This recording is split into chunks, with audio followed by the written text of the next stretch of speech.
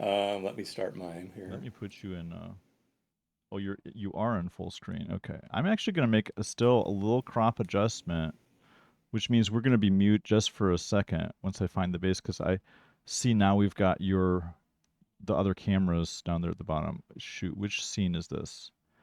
It's gonna be collab viewer base.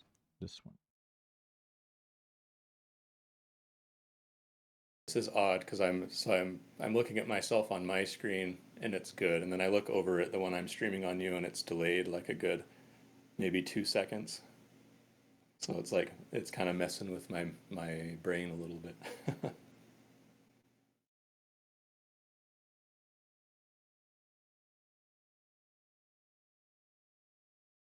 We are back. Okay. All right, we're back, so people should hear us now. Sorry about that. We just had to make a little adjustment.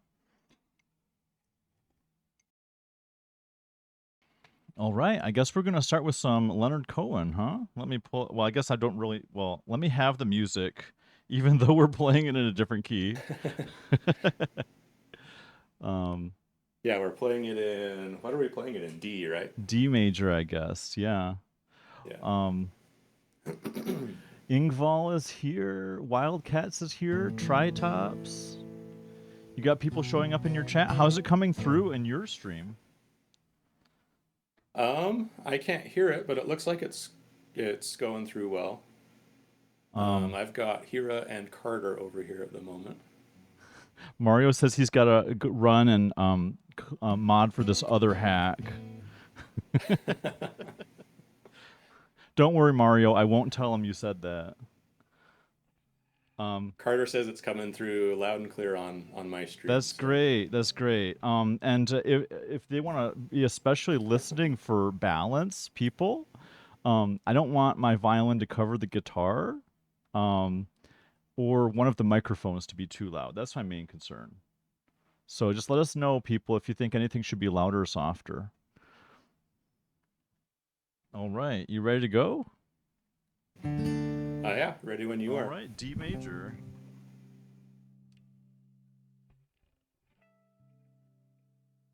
Ready? Yeah, just keep going until you want to stop. No. Okay, sounds good.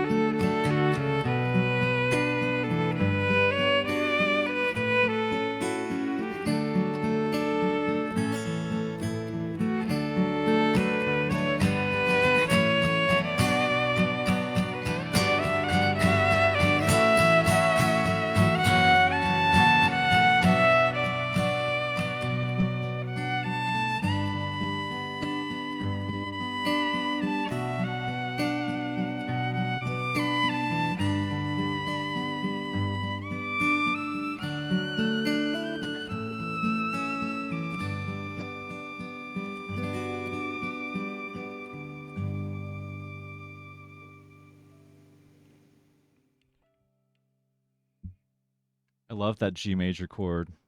Nice ending there. Yeah. I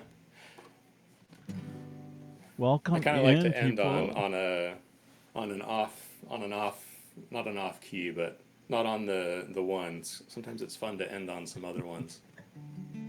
Kind of adds some drama to the music. Yeah, yeah. No, I like that, and it kind of sends it off. Yeah. Wildcats, thank you so much. Galia is here. Galia resubscribed. 14 months? Shoot, I've been streaming 14 months. I can't believe that. Time goes by quick, huh? It is. Hi, Chip. Feel free to address your chat too. Yeah, so I was looking at the lyrics the whole time, so I'm trying to catch up on chat now. Mm. Looks like Hira resubscribed. Thanks, Hira. Appreciate it. People are saying on mine that it could use a touch more guitar. Oh, okay. Good to know. Just a hair, probably not a lot, but Yep. just a Let me smidge. do that. Yep. Um, Passagalia just subscribed. Thanks, Passagalia.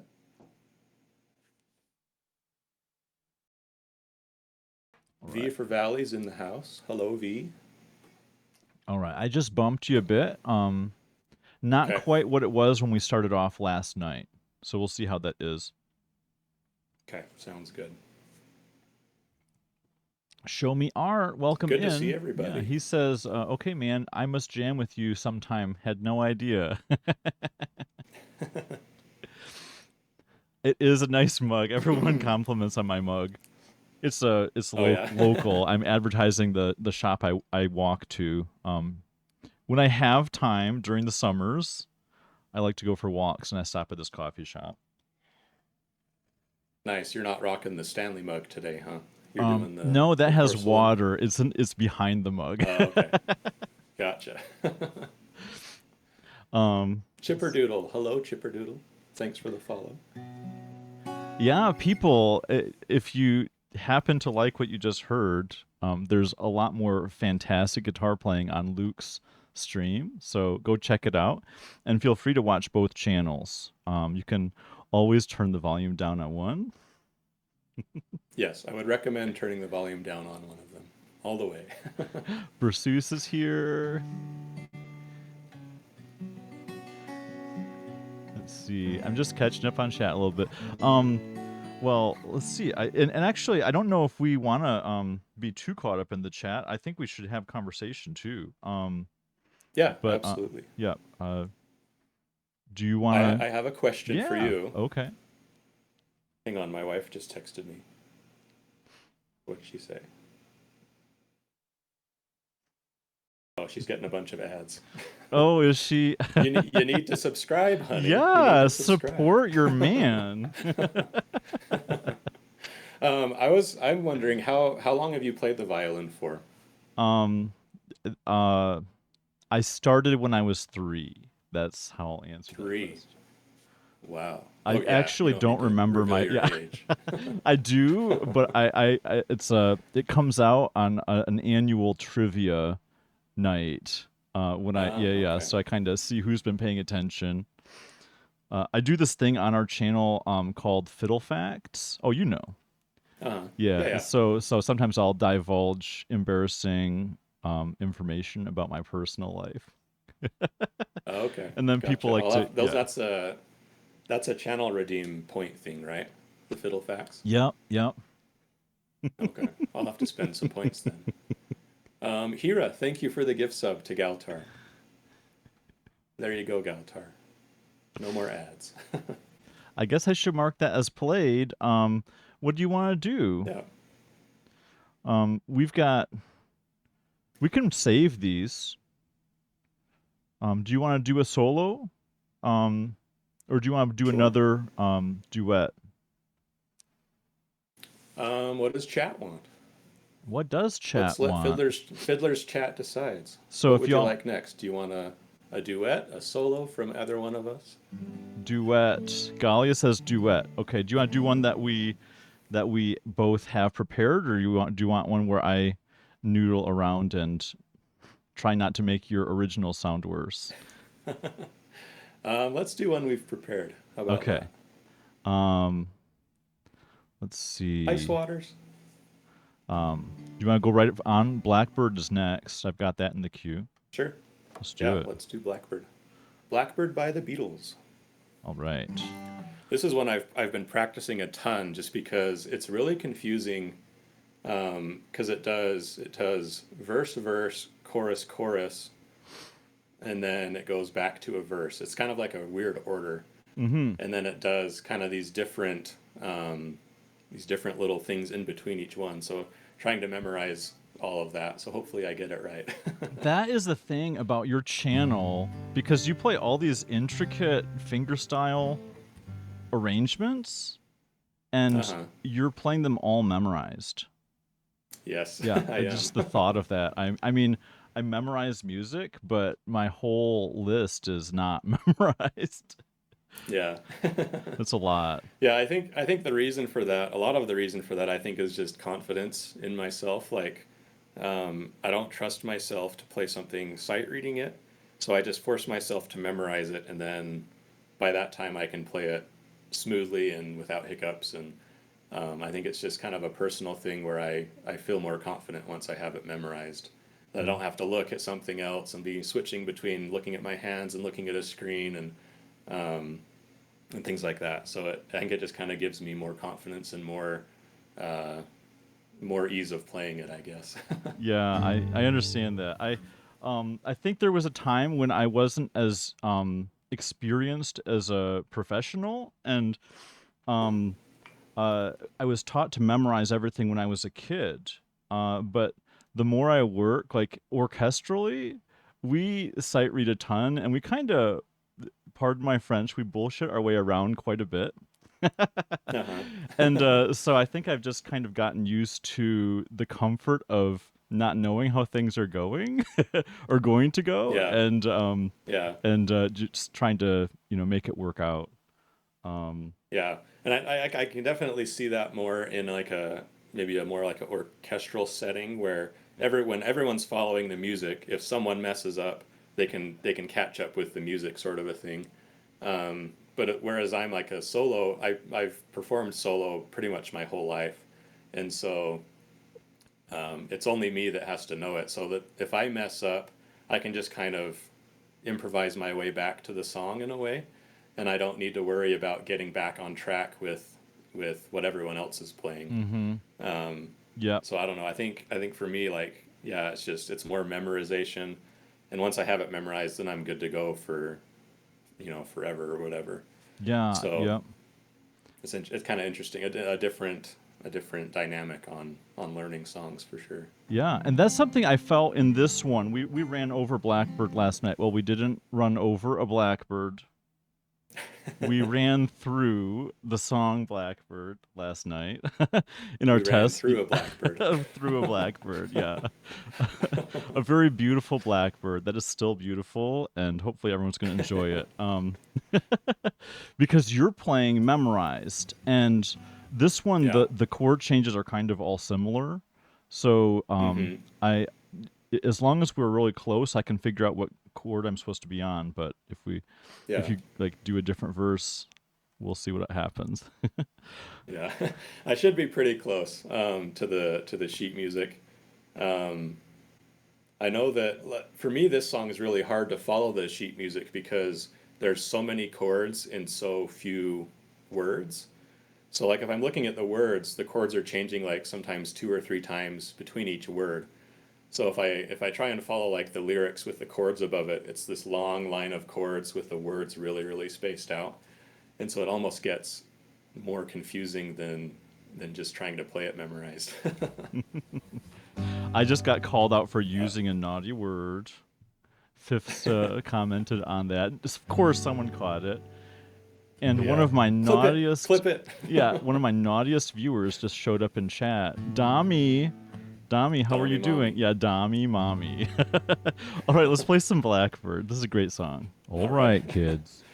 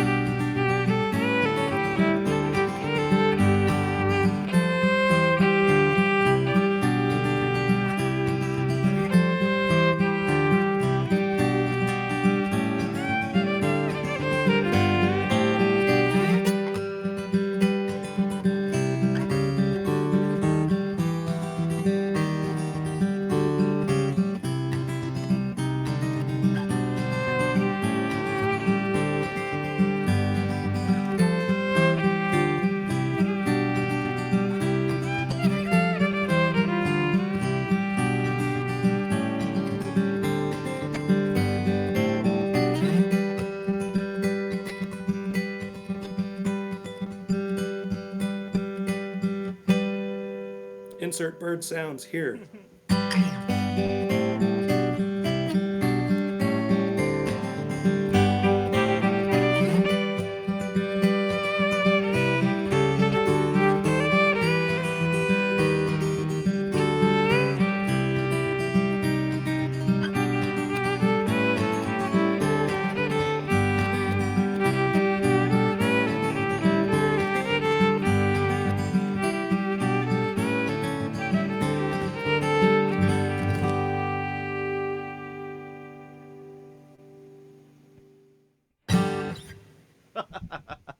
You hit us there. Surprise. Nice one. How'd that sound? That sound all right? Did you get lost in there at all? There are a couple extra measures in there that I don't have on my chart. It's all. It worked out Okay. pretty well. Yep. I don't think anyone Yeah, noticed. there's some odd timing. There's like kind of some mixed in measures there. I think it depends on which version. Like the 1968 version of it is a tiny bit different than like the remastered version, Hmm. and I learned it off the remastered version, so it might have a couple of extra little things in there, or something. But I should have known, but I decided to play the strictly when I thought there might be an extra measure, and I should have just gone with my instinct. But yeah, that's all good. it's not. It wasn't a problem. Yeah. I don't think, right? Everyone, y'all liked it, right? Mario says this is so good, so it must be all right. Well, Let's see. Tomnath, welcome to the channel. oh, I don't know that one. Frank's here. Hi, Frank. Stanky Frank. Dommy Mommy says it was amazing. Mario says that G rating has gone down the drain. And then Swatters responded with, "Was it ever supposed to be G rated?" Oh no! I've already got in trouble. No follows for the friendly fiddler. And Carter said, R is better for the ratings anyhow. So Well, my chat says that you're much better than Tom play accompaniments. So yeah. So are those Tom play ones? Are those actually people playing that have recorded it, or are they more just like MIDI recordings? Lord only knows. I think Yeah. some of them are real, and some of them I doubt are real. Sometimes it's hard to Okay. tell. Some Yeah. you know. I know like for piano they usually have really good MIDI like models of pianos, but as far as like guitars and other stringed instruments, the MIDI is really really bad. For some reason, they're able to capture piano a lot better in those. I don't know why, but Mm, I'm learning a little bit about that as I'm researching keyboards and learning about hmm modeling versus sampling and um, some of the different and VSTs, for yeah, using those are keyboards that'll like interact. plugins for things, and yeah, Yep, to expand the sound options and quality. hmm yeah. They have those for guitar too, I believe. I've never used them, but you can make your guitar sound like different instruments and different things. It's pretty interesting how that works. Wow, your acoustic guitar? Yeah, acoustic. I think it's probably more for electric guitars. Um, but yeah, you can make. I mean, you can make your guitar sound like farts if you wanted to. I've seen people do that, or make it sound like choral stuff, or different things like that. I think That it just runs the sound through some kind of a logarithm and changes the dynamics of it. So yeah. Um, there's a lot to talk about with that, but yeah. let's see what else is happening in chat. I have a viewer that what Slippy Bugs, are you being healthy? He's now fasted for 263 hours. Yikes. That's a long time. I think just make sure you're close to a bathroom when you eat something. Is there a particular reason for that? Is it a health thing? Is it a weight loss thing? Is it what's um going on? I don't want to divulge any more than what he's put in chat. Yeah, yeah. Yeah, I don't know actually. Hmm. But I do fast myself and I talk about it on stream, but I fast 36 hours usually. Uh-huh. Um 48 hours is kind of my max because the reasons I do it, the benefits don't really carry much beyond 48 hours. Um, though I do have an interest Yeah. in fasting, and I do think at some point I'll do a longer fast, but I haven't really researched it. And when I do that, I'll set aside a period of time where I don't have to work at all, and Uh-huh. You can just kind of yep, kind of, relax and yep, rest and things. make it Yeah. some kind of meditative or thought related experience. But Yeah. I'm not there right now. I'm way too busy. Yeah, for sure. My chat's kind of gone off rails here. They're talking about farts and armpits Oh no. and Metallica. Now I don't feel so bad. Hey there, Oh boy. Chicky. Now I don't feel so bad about how goofy we get on my stream. Yeah, no. It's funny, my chat's usually really good, but I think the fact that we're not engaging in chat as much as we usually do, I wonder if people are just taking chat into their own hands. Well, I've got some off-color personalities in here that say maybe they should be in your chat. They're in the wrong chat. Well, Frank just showed up and said, Oh "Did someone no. say farts and armpits?" Yeah, that's who, of course. Well, do you want to Oh do a boy. solo at this point? And do you want it to be something I play Sure. along with, or that I sit out? Um, I will leave that up to you. You Okay, can play along if you'd like, and if you feel like it's not adding or if it's not fitting, then just stop or whatever. But sounds good. which one do you have on your list up Oh, first? I've got I'll all just kinds. I'll just I've go by got them that. all. Yep. So I've got classical gas. Yeah, we can uh, start with that one. I'm in that tuning, so that works oh, are you perfect. already? Okay. Since everyone's Yeah. talking about, I haven't said the words yet. I'll say armpits. All right. Classical Gas is a fitting Yeah. song for right now. Yeah. All It's right, let's actually play my that one. favorite, right? Didn't I get that It one? is, yeah. Yeah, on your Yeah, yeah. so people in Fiddler's channel, if you don't know, on my channel we have a channel point redeem where you can favorite a song that I play, and then it'll show up in sort of the song queue or the current song being played. It'll say Classical Gas, and then it'll say the Friendly Fiddler's favorite. Um, It so it's took me kind of a 7,000 channel points, or what are they called? Pickies? yeah, Pickies. pickies, yeah, That's 7,500 I think is what it costed. pickies is kind of a funny word. It is. We were talking about what I finger style, and I called it yeah. finger picking style, which is wrong. So what did you Finger say? picking is a Yeah. term. It is a term, but So you usually said it's just finger style. finger style nose picking Yeah, guitar playing, right? So that's right. pickies has something to do with it, I guess. Yeah, the how I got it, I came up with pickies because I don't like playing with a flat pick, a plectrum, Mm. one of these guys. Yep, yep. I don't like playing with them. They're it's just not really my thing. So a lot of times I call them an icky picky, An icky picky. that was too long for the channel point, so I just called it a picky. That's the evolution of that. It was too long. Icky. Okay, mine is It fiddle. just it just it just felt Yeah. it just felt too I long. I don't think see. it I was. see. Yeah, yeah. Nice. Wanted something more short and sweet. I get All that. right, let's play Classical Let's Gas. play it.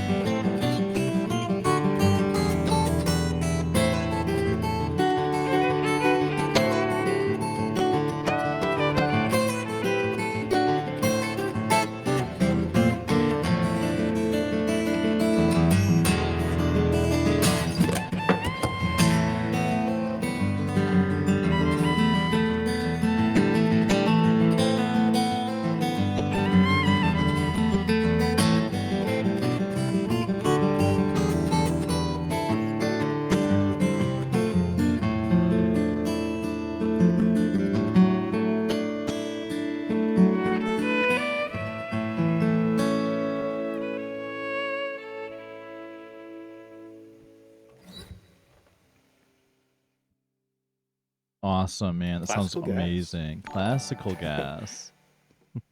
Chicky, That's one of the first songs I ever learned on the guitar, if you can believe it. really? Yeah. Wow. I I love mean, all the obviously little it was a much simpler version back when I first learned it, and I've kind of embellished it since then, but yeah, Slippy Bug says Mason Williams into house. that's right. And Chicky, thank you very much for that resubscribe. Hope you're having a great night and enjoying the music. Yeah, kind of interesting story about that song. We went down, so I had just been learning the guitar for maybe a couple months or so.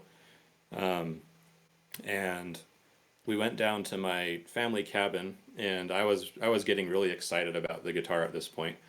And I asked my parents if I could bring it, and they're like, "Sure, why not?" And so we were down at my cabin, and my dad was like, "All right, let's learn a song." Up to this point, I had just kind of been strumming bluegrass songs with my dad. He's a banjo player, Oh, okay. so I had just been kind of learning to strum some basic chords and just kind of some, I call it boom chuck, but it's just kind of stuff like that. Mm-hmm. And so he was like, "All right, we're gonna start learning some fingerstyle songs." And so he started to teach me classical gas, and I was practicing it all day.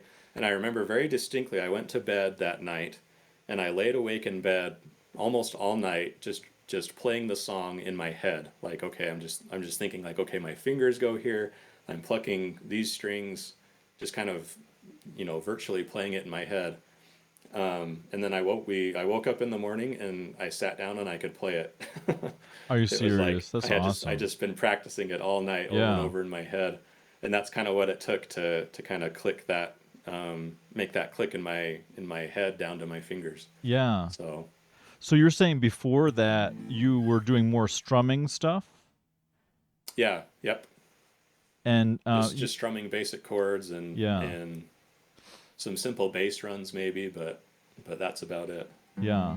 So you kind of picked up that independent finger plucking technique from your dad's banjo playing then when he taught you that song. Is that what you're saying? Yeah, a bit. Yeah, and he does play the guitar a little bit. The banjo's kind of his main instrument, but he played the guitar quite a bit in college. Took some courses and things, so he knows a fair bit about the guitar. Um, so he kind of showed me a lot of the basics and how to do this chord, how to transition to this chord, sort of a thing. And then he knows a few fingerstyle songs, and so he taught me those.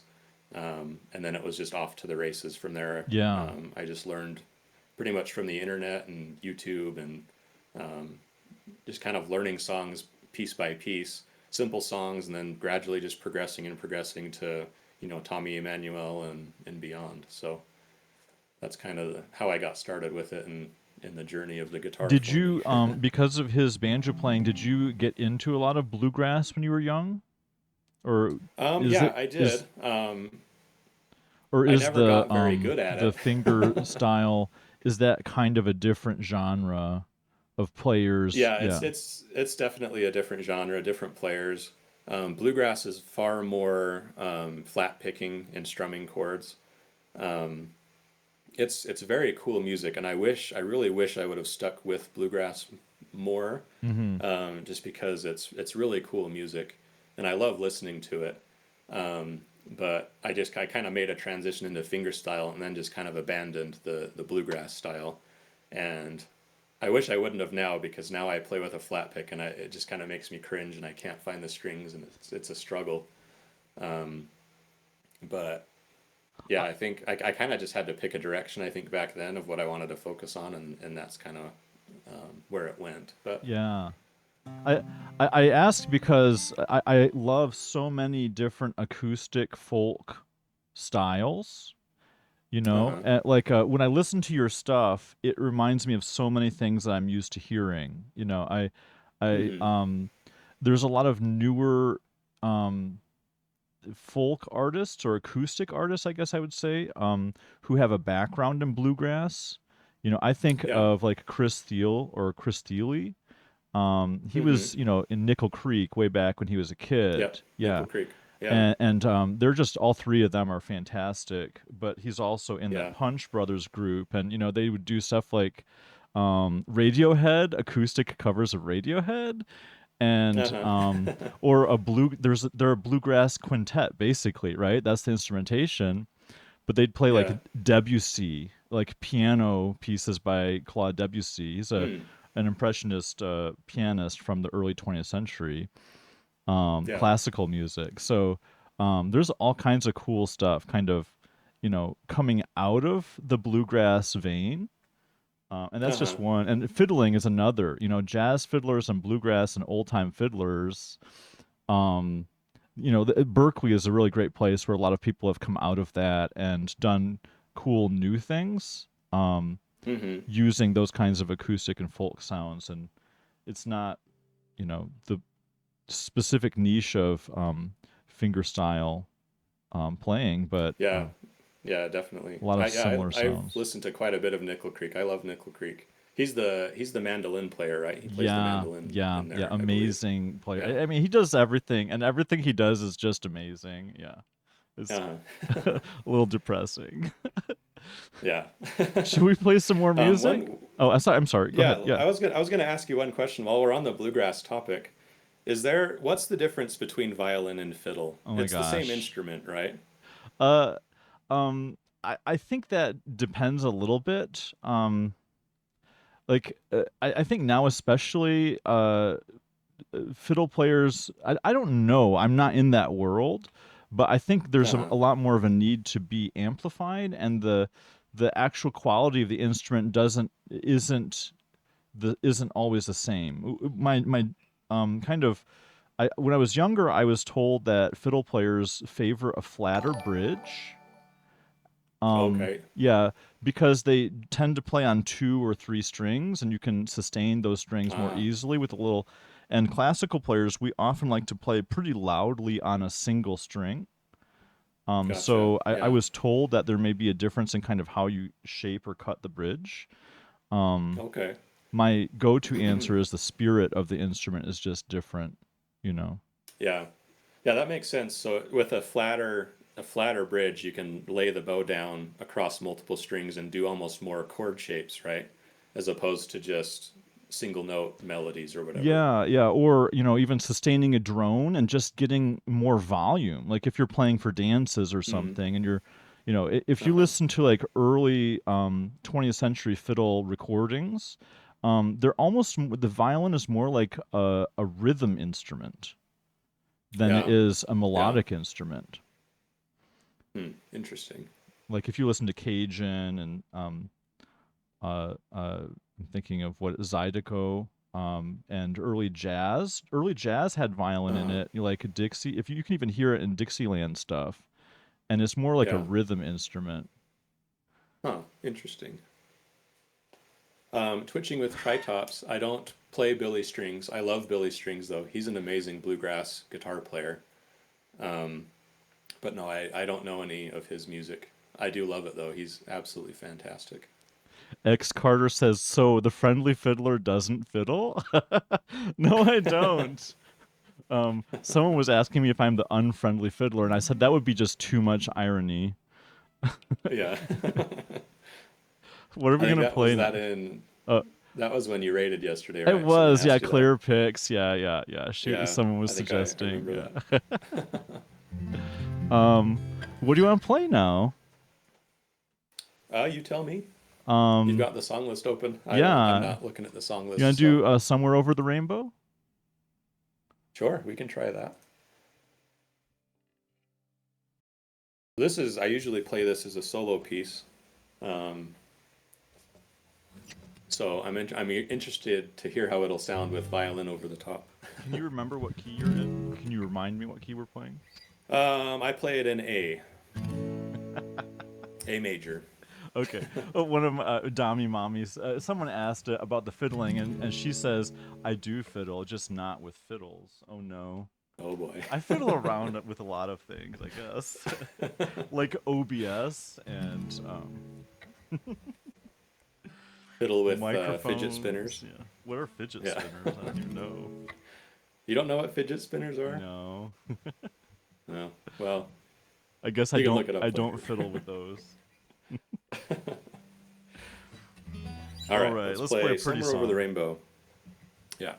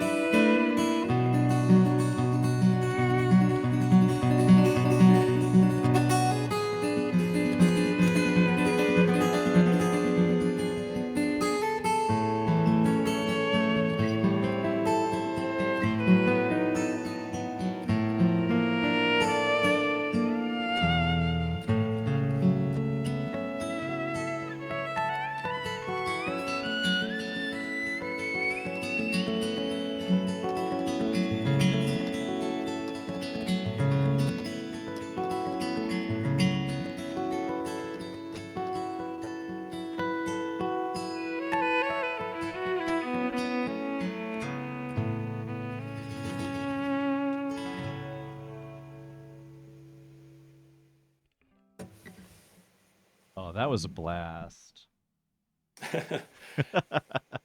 That one's probably pretty tough to follow along to, at least in certain parts, because there's not really a steady or a steady rhythm. It's just kind of really free Mm-hmm. flowing, and but maybe that's a good thing Don't too. I don't worry, I know. made some silly faces. It was all good. Did you? Thanks everybody. Thanks for the claps. Yeah, Um, thank you. Thanks for the follows. I'm missing all kinds of stuff in chat. I'm getting too distracted, but um, hopefully my mods are helping people feel welcome. Yeah, I think they get it. Yeah, we're kind of Yeah, Welcome to distracted. the We're a stream, little fiddle busy. friends. yeah, Hey there, for sure. Neon Smooth. Thanks for the raid. Hope you're having a great night. Welcome to the Collab stream. Um, well, what are you feeling? I've got some more questions for you. Oh, okay. I've been thinking today about questions I've wanted to ask you. Um, Mostly just about violin in general. I'm really curious, like how the violin compares to the guitar. I know that violins they're pretty standardized as far as like their shape and their size. Am I correct in that, or are there different sizes? Are there different shapes of violins? Yeah, yeah. I mean, uh, I've had conversations with luthiers, and they've talked. One was telling me that they really could make some improvements to the instrument if people weren't so attached to what it looks like. Uh huh. So they're kind of limited by what they change to be more inside the instrument than what it looks Okay. like. From the outside. Yeah, Yeah. yeah, yeah, and it's within the classical world. There's not a lot of variation. There are a few concepts.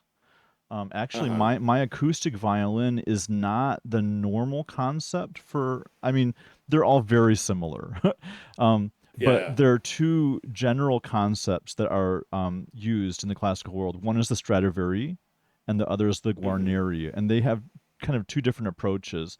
There are other. I mean, there are lots of historical instruments, and the way the instrument was constructed changed a lot up into the late 19th century.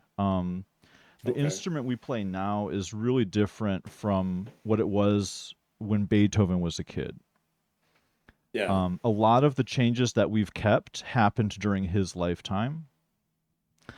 Um, but then you get into the fiddle world and electric violins, and you start Yeah. Yeah. adding Obviously, those are going to be very strings. different. Yep, yep, Yeah. yep. Um, So like as far as like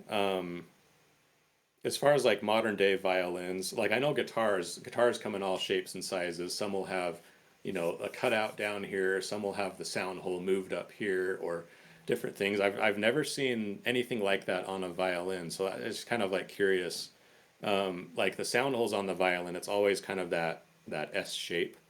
Is there a particular reason for that, or is that just the way they've always done it and it's just the way it oh, is? that's a good question. Yeah. Well, I'm not this. It's not my area of expertise. Yeah, Yeah, I do know that the styling of those holes does vary.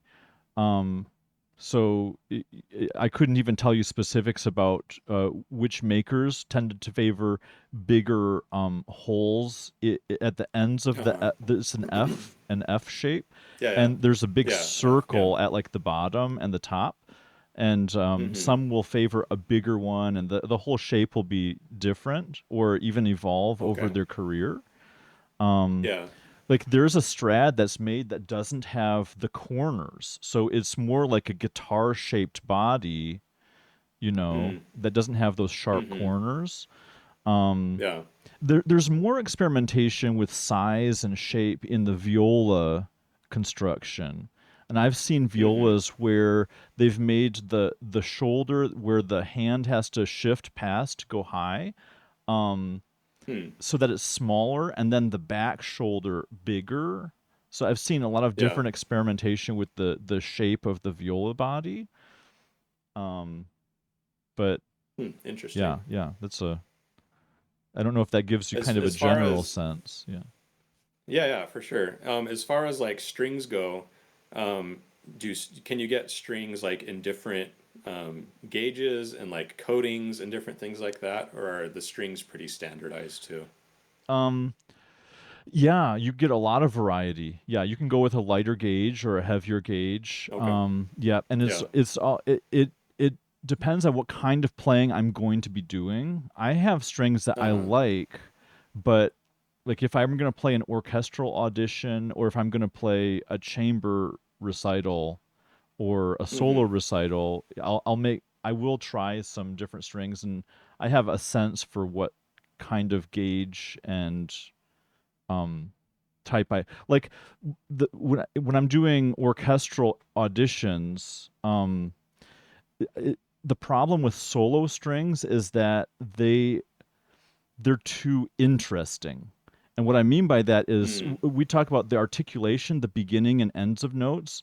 So Uh-huh. soloists, they like the beginning of the note to kind of take time and have a lot of interest to it. That's your personality, how you kind of start Mm-hmm. notes, and you can have a lot of character. Orchestral players need to be very precise. And so if the attack is too interesting or delayed, then you have bad rhythm. So Mm-hmm. they don't need to play the loudest or the most soloistic. They just need to be the right sound and on time, Yeah. you know. Yeah. Does what caused that, is that like the interaction between the string and the bow, how quickly it will start to vibrate from the bow moving Exactly. across Yeah, it? yeah. Okay. So, I don't know. Well, Interesting. I guess you can't really hear my playing. I guess it wouldn't make a lot of sense to, like if we play closer to the bridge, um, Uh-huh. the string responds more slowly, Yeah. and if we play farther from the bridge, then it's a quicker response. Mm-hmm. But the sound is not as supported or as thick. Yeah.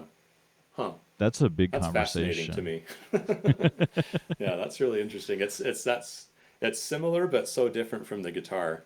Yeah, Um, like the guitar, we have basically the gauges of the strings will just it'll change the volume a bit, and it'll change the tone of it a bit. But since we're not, I mean, the vibration from the string on the guitar just comes from plucking the string. You're not rubbing the bow or rubbing anything across it to create that vibration. So it's interesting how that interaction kind of changes how that's approached. That's really yeah. interesting to me. You're inviting so much dirty chat in my chat right now. Calm down, chat. I'd already used the idea of a thick sound, and now you're talking about rubbing things on strings. Yeah, yeah. Oh They're, boy. they're having lots of fun with that. Oh no, it's a big discussion. Oh Frank says it god. was not him. What do we want to do now? You want to keep playing, or do you want a little break? I'm good with whatever you want me to do. Um, I'll leave that up to you. You tell me if you want to play okay. a solo or if you want me to play something else. Chat, what do you say? You want me to get out of the way and hear some more guitar, right? They're like, we hear violin all the time. Yeah. Yeah, go away, Andrew, and let's hear some solo guitar.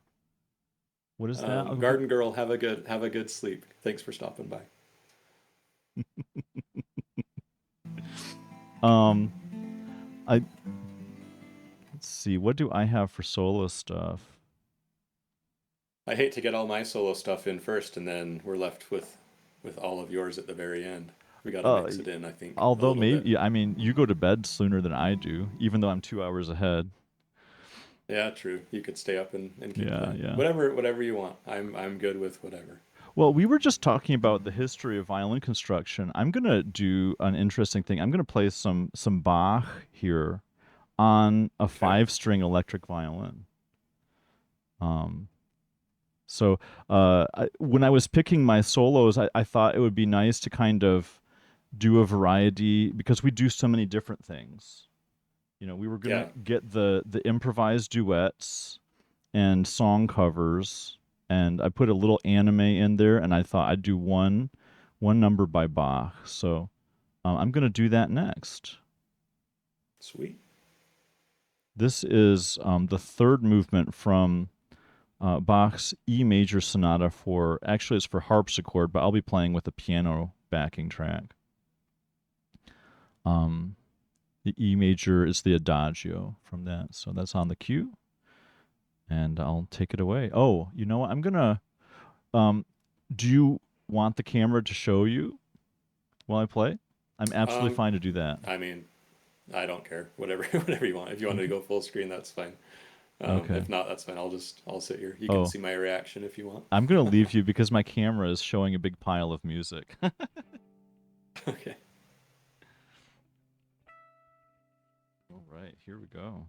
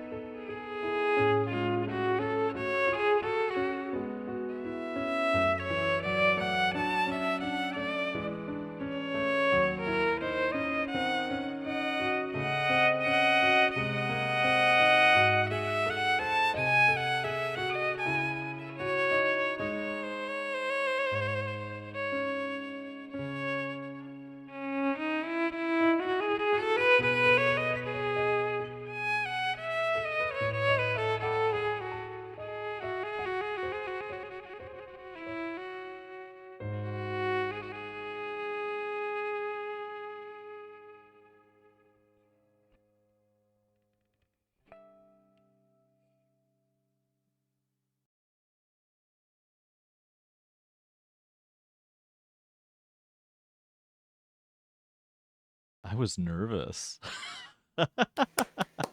Thank you. That was lovely. So when you learn a song that you would consider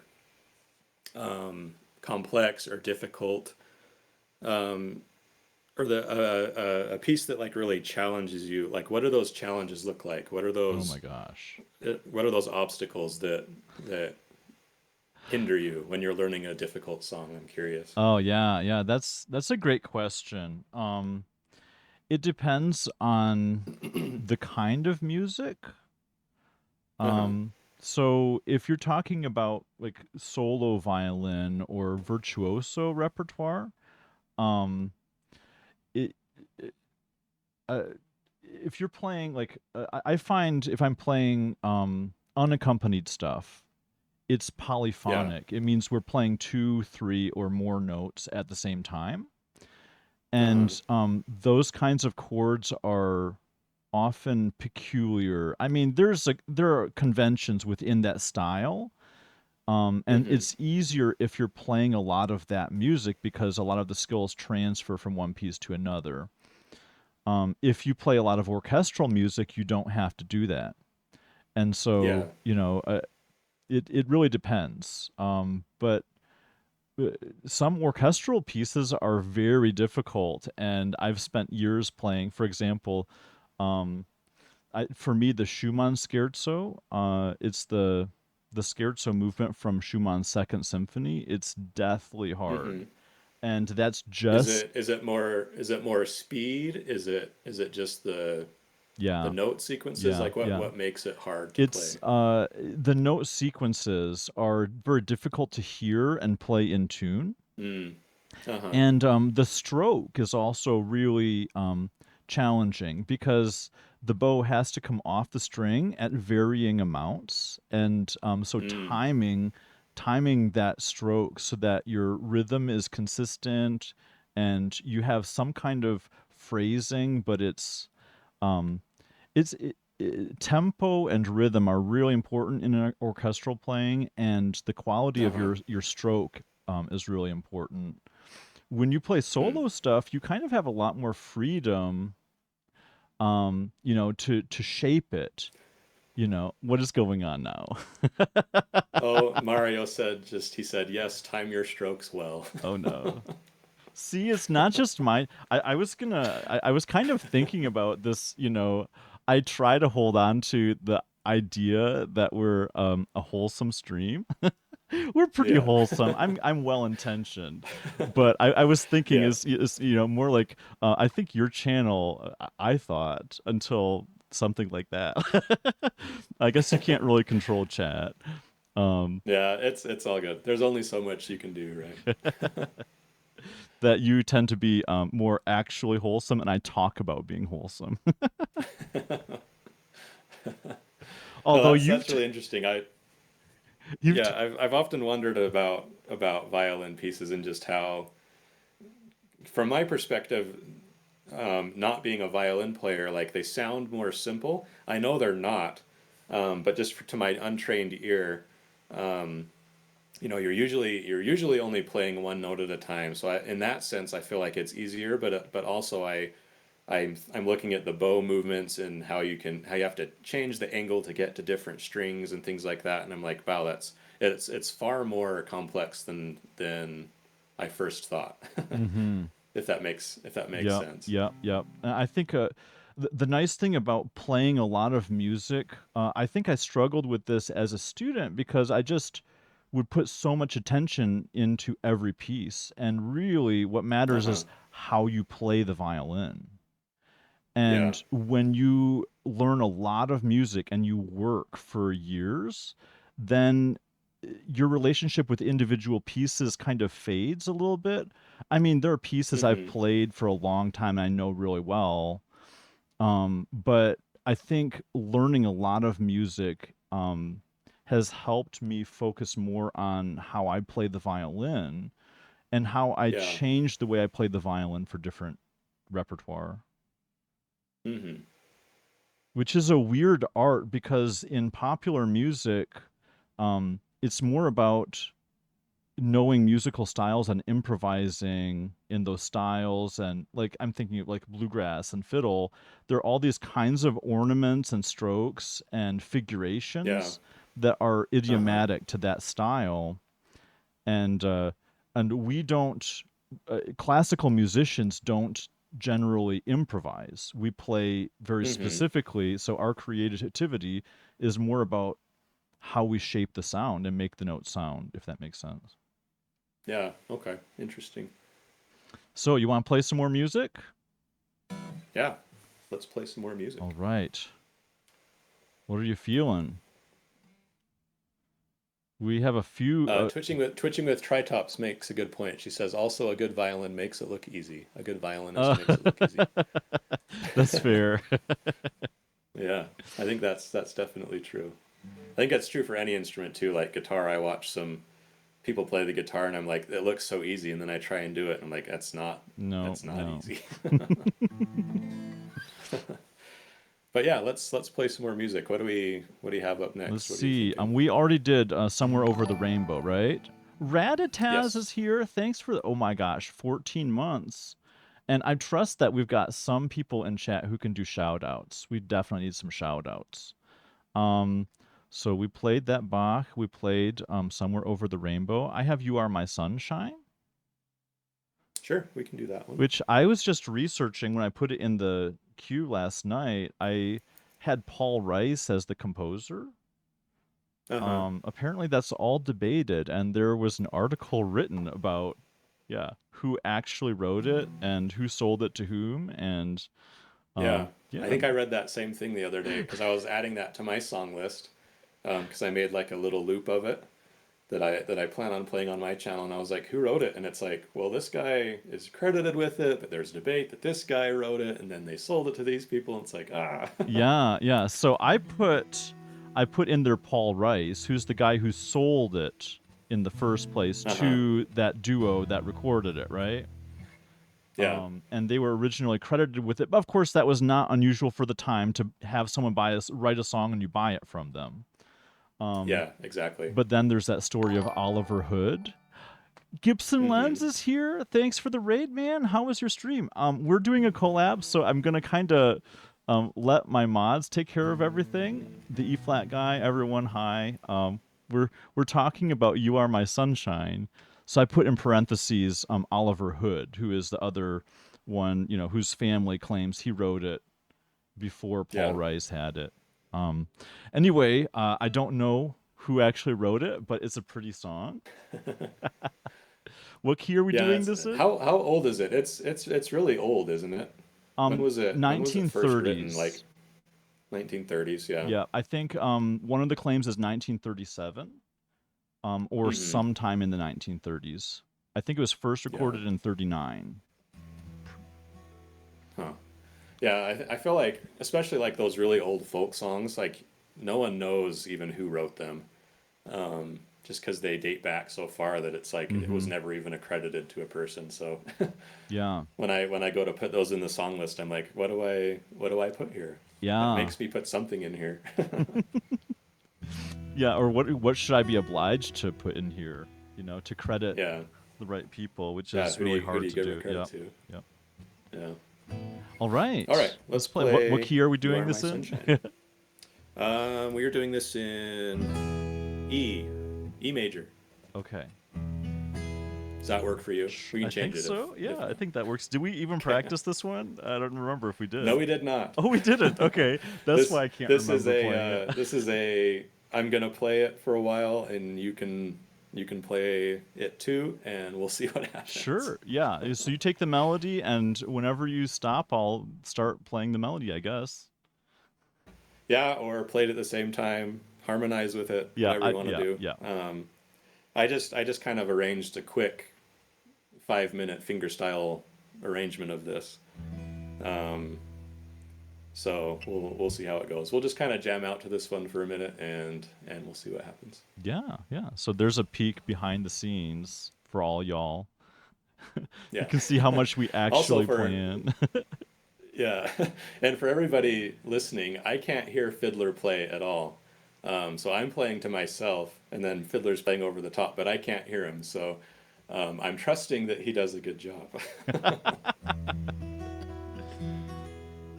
All right. Okay.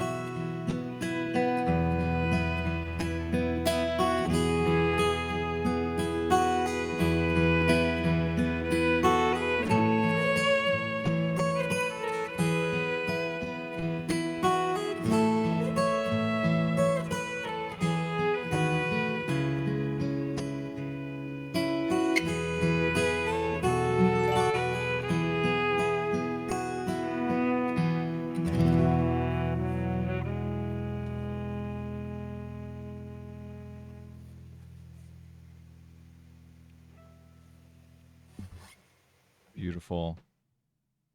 How was that? It was good.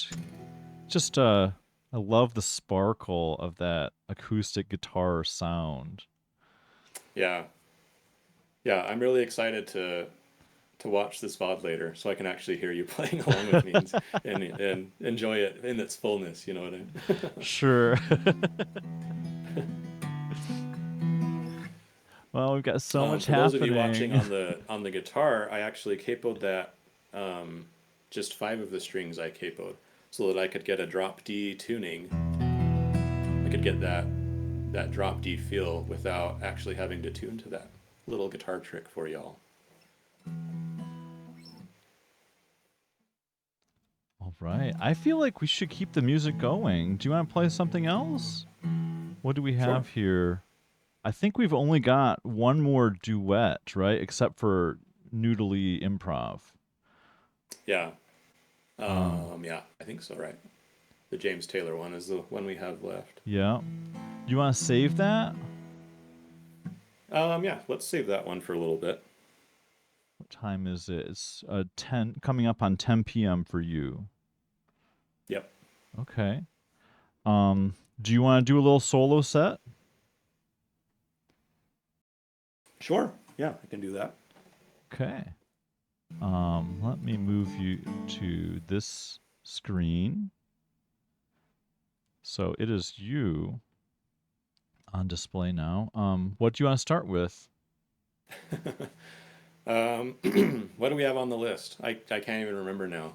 Oh, I've got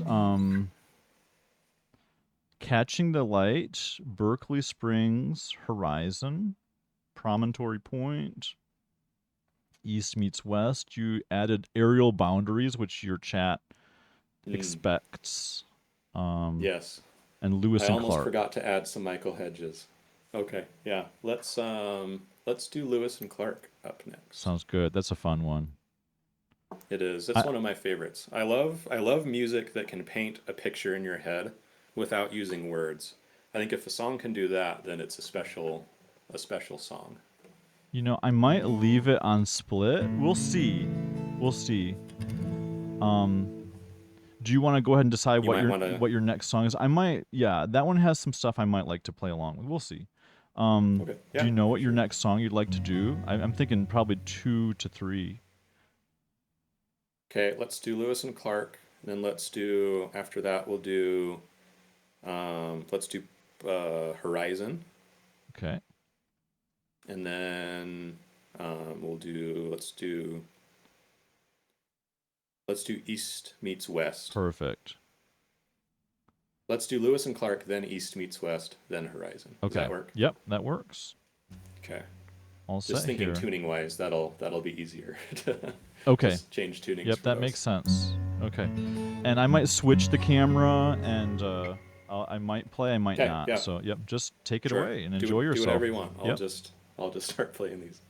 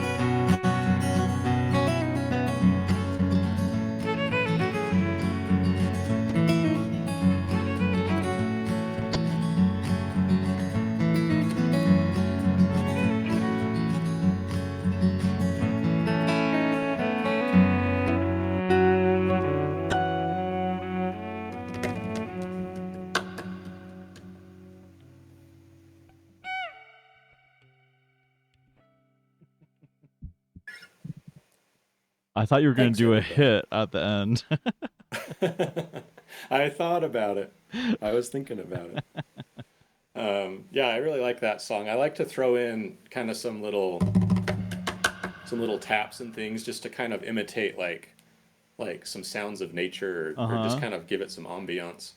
Um, I saw Tommy Emmanuel do that live once, and I was like, that is so cool. Like he obviously does it way better, and he has like he takes sandpaper to certain areas of his guitar so he can rub his hand on it and create these different sounds, and he creates this whole soundscape with animals and bushes and wind and all these different things. And then he plays music while he's doing it, and it's just a really cool thing. I haven't got quite as good at it yet as he is, but we're trying. Well, that's Kira says beautiful. that you did well on that song for me. Aw. Well, thank you. There was one moment. So you have this change from F sharp major to F sharp minor, and I Yeah. hung back until I figured out when you did it, and then there was a time when it changes to A no to F sharp minor a little sooner than I expected. So I hit Uh this A sharp right when you huh. changed to F sharp minor. You'll hear it Yeah. when you listen. All good. All right. Let's see. We have East meets West next, right? Yeah. I might sit out on this one. I think it's got a lot of exotic scale stuff in there. We'll see. We'll see. Yeah. So I know I remember back one of your streams a while back, you were talking about how you don't like songs that switch from major to minor. And Hmm. I was like, a lot of my originals do that. Uh, I'm trying to think of what I was talking about because I mean Yeah, I'm not sure. Schubert does that all the time and I love Schubert. So it must have Uh-huh. been like a I don't know, I say all kinds of BS. Maybe probably just improvising a song that did that, and it's hard to tell when exactly it that does may it. And so be. it's Yep, yeah, yep, yep. yeah, 'Cause it could yeah. So sound this really song, bad. yeah, this song's in D major. But I wanted to write a song. I started learning, kind of messing around with the harmonic minor scale. And I really love how that scale sounds. What that is it's the seven in the scale is sharp. It's a minor scale with a sharp seven, and it kind of gives it this Eastern Arabian. I don't know how to call it, but it kind of gives it this exotic feel. And I really wanted to write a song using that. And so I came up with this idea for this song. It's about these two guys, one cowboy from kind of the western part of the world, and then a person from the eastern part of the world. They're walking on this road, and they cross paths. They don't speak the same language, but they're both carrying guitars. And so they're like, okay, you play the guitar, I play the guitar, and then they just kind of have this little conversation. And that's what this song is written about is their conversation that they had. So it does switch between a major and a harmonic minor Wait, scale. wait. So your guitar is there Yeah. like wait, does the other person play sitar? Are they like from India? Are they like the am I the sassy version? I've got to have a sitar Yeah, now. sure. Yeah. Yeah, it could be. Sitar. That's a good Twitch name for someone. Sitar. The sassy sitarist. All right, so this is called East Meets West.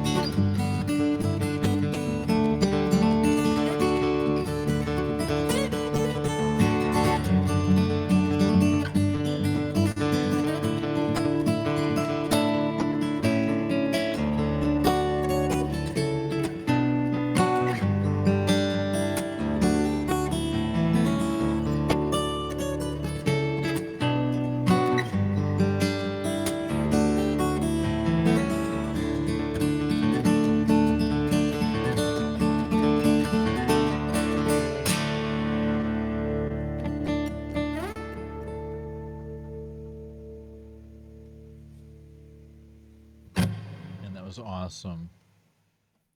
Thank you. What I love about that one is you have this kind of um free of tempo sound in the beginning that you reference in the end, Yeah. and that's kind of like the east, right? And then you've got this more kind of folk American style in a tempo music in the Uh-huh. middle, but then you reference the scale to kind of inject the sound of the exotic Eastern within Yeah. that Western music. Yeah, it's really cool. Yeah, I remember when I was writing it, I didn't, I think when I recorded it even, I didn't start the same way. I think I just kind of started straight into the song, or I maybe did a little bit of something, but that's kind of a new development where I was like, well, these guys, they meet on this road, they're going to kind of feel each other out a little bit first. So the first part where it's kind of free and open, it's just kind of them like, okay, you're doing that, okay, maybe I'll do this, or you're doing that, maybe I'll do this, and they're like, okay, we got to feel, now let's jump into the actual song part of it. Um, so then they jam for a minute, and then they part ways with that last little note. Um, and I specifically left that last note um, right there where it could go either to the major or to the harmonic minor. So I Yep. kind of leave it up to like interpretation. Like, where do you think that's gonna go? Is it gonna go this way or that way? Yeah, yeah. I can feel that. And you do it sometimes yeah, it goes to the major, the same figure that usually goes to the minor. You flip them. Mm-hmm. Yeah. Yeah, so the ambiguity Yep. is really cool. Yeah. Um, I don't remember Horizon, so we'll see if it makes sense for me to play something. I might join in a little bit, but um, Sure. Yeah. It's in C. It's in. I have to tune to open C, so it's going to take me a second here. Let me tune. we've got some people in here. Rin Virtual, how is it going? And I didn't get to thank a couple things. Alpha is still here. Thanks for the resubscribe. What is that? 5 months. And we got a follow Crunk Master Cash. Thank you for the follow. Who else is in here? Oh, lots of people. By the way, Gibson Lens gave us a raid earlier. I see lots of people, familiar names from that raid. Daniel Berserk is here. New Baroque was here. So Nick was, he's probably lurking or listening. All right. Alrighty, I'm ready to go. Horizon. When did you write Yeah. this So this one? song is called Horizon. Um, the story behind this song is I went to a guitar center, and I was just kind of noodling around in there. They have an acoustic guitar room, and I was just kind of picking up guitars, playing them. And there was this guy in there, probably about the same age as me, but he had this long, kind of matted hair. He looked, kind of like either homeless or like just a hippie or something like that. And he was listening to me, and he's like, "You're really good. You should. Have you ever played with open C tuning before?" And I was like, "No, I've never even tried that." And he's like, "Go home and play a little bit in that tuning and see if you like it." And I was like, "Okay." So I went home, and I tuned my guitar to open C. I think I started to try to learn a song. I was like, what guitar song is an open C, so I can kind of figure out some chord shapes and get familiar with it. And there's a guy by the name of John Butler, um, a musician. He's really good. He plays a song in open C called Ocean. So I kind of started to learn that song a little bit. I never ended up learning that song, but it got me familiar enough with the tuning that this song Horizon kind of just popped out. And I had that song written and done in probably a day or two. So it kind of just spontaneously came out of meeting this random guy at Guitar Center that told me to try this tuning, and this song is a result of that. So Cool. kind of interesting. We're gonna have to But let's play remind me to this one. pick that topic up when we finish here. I've Sure, got yeah. some thoughts. Yeah. Let me take off my wedding ring because I kind of slapped my guitar in this one, and my ring makes an interesting sound when it Galtar's hits my watching you. guitar. She's watching you. I'm sure she's watching. Ladies, I'm single for the next 3 minutes. Oh no. All right.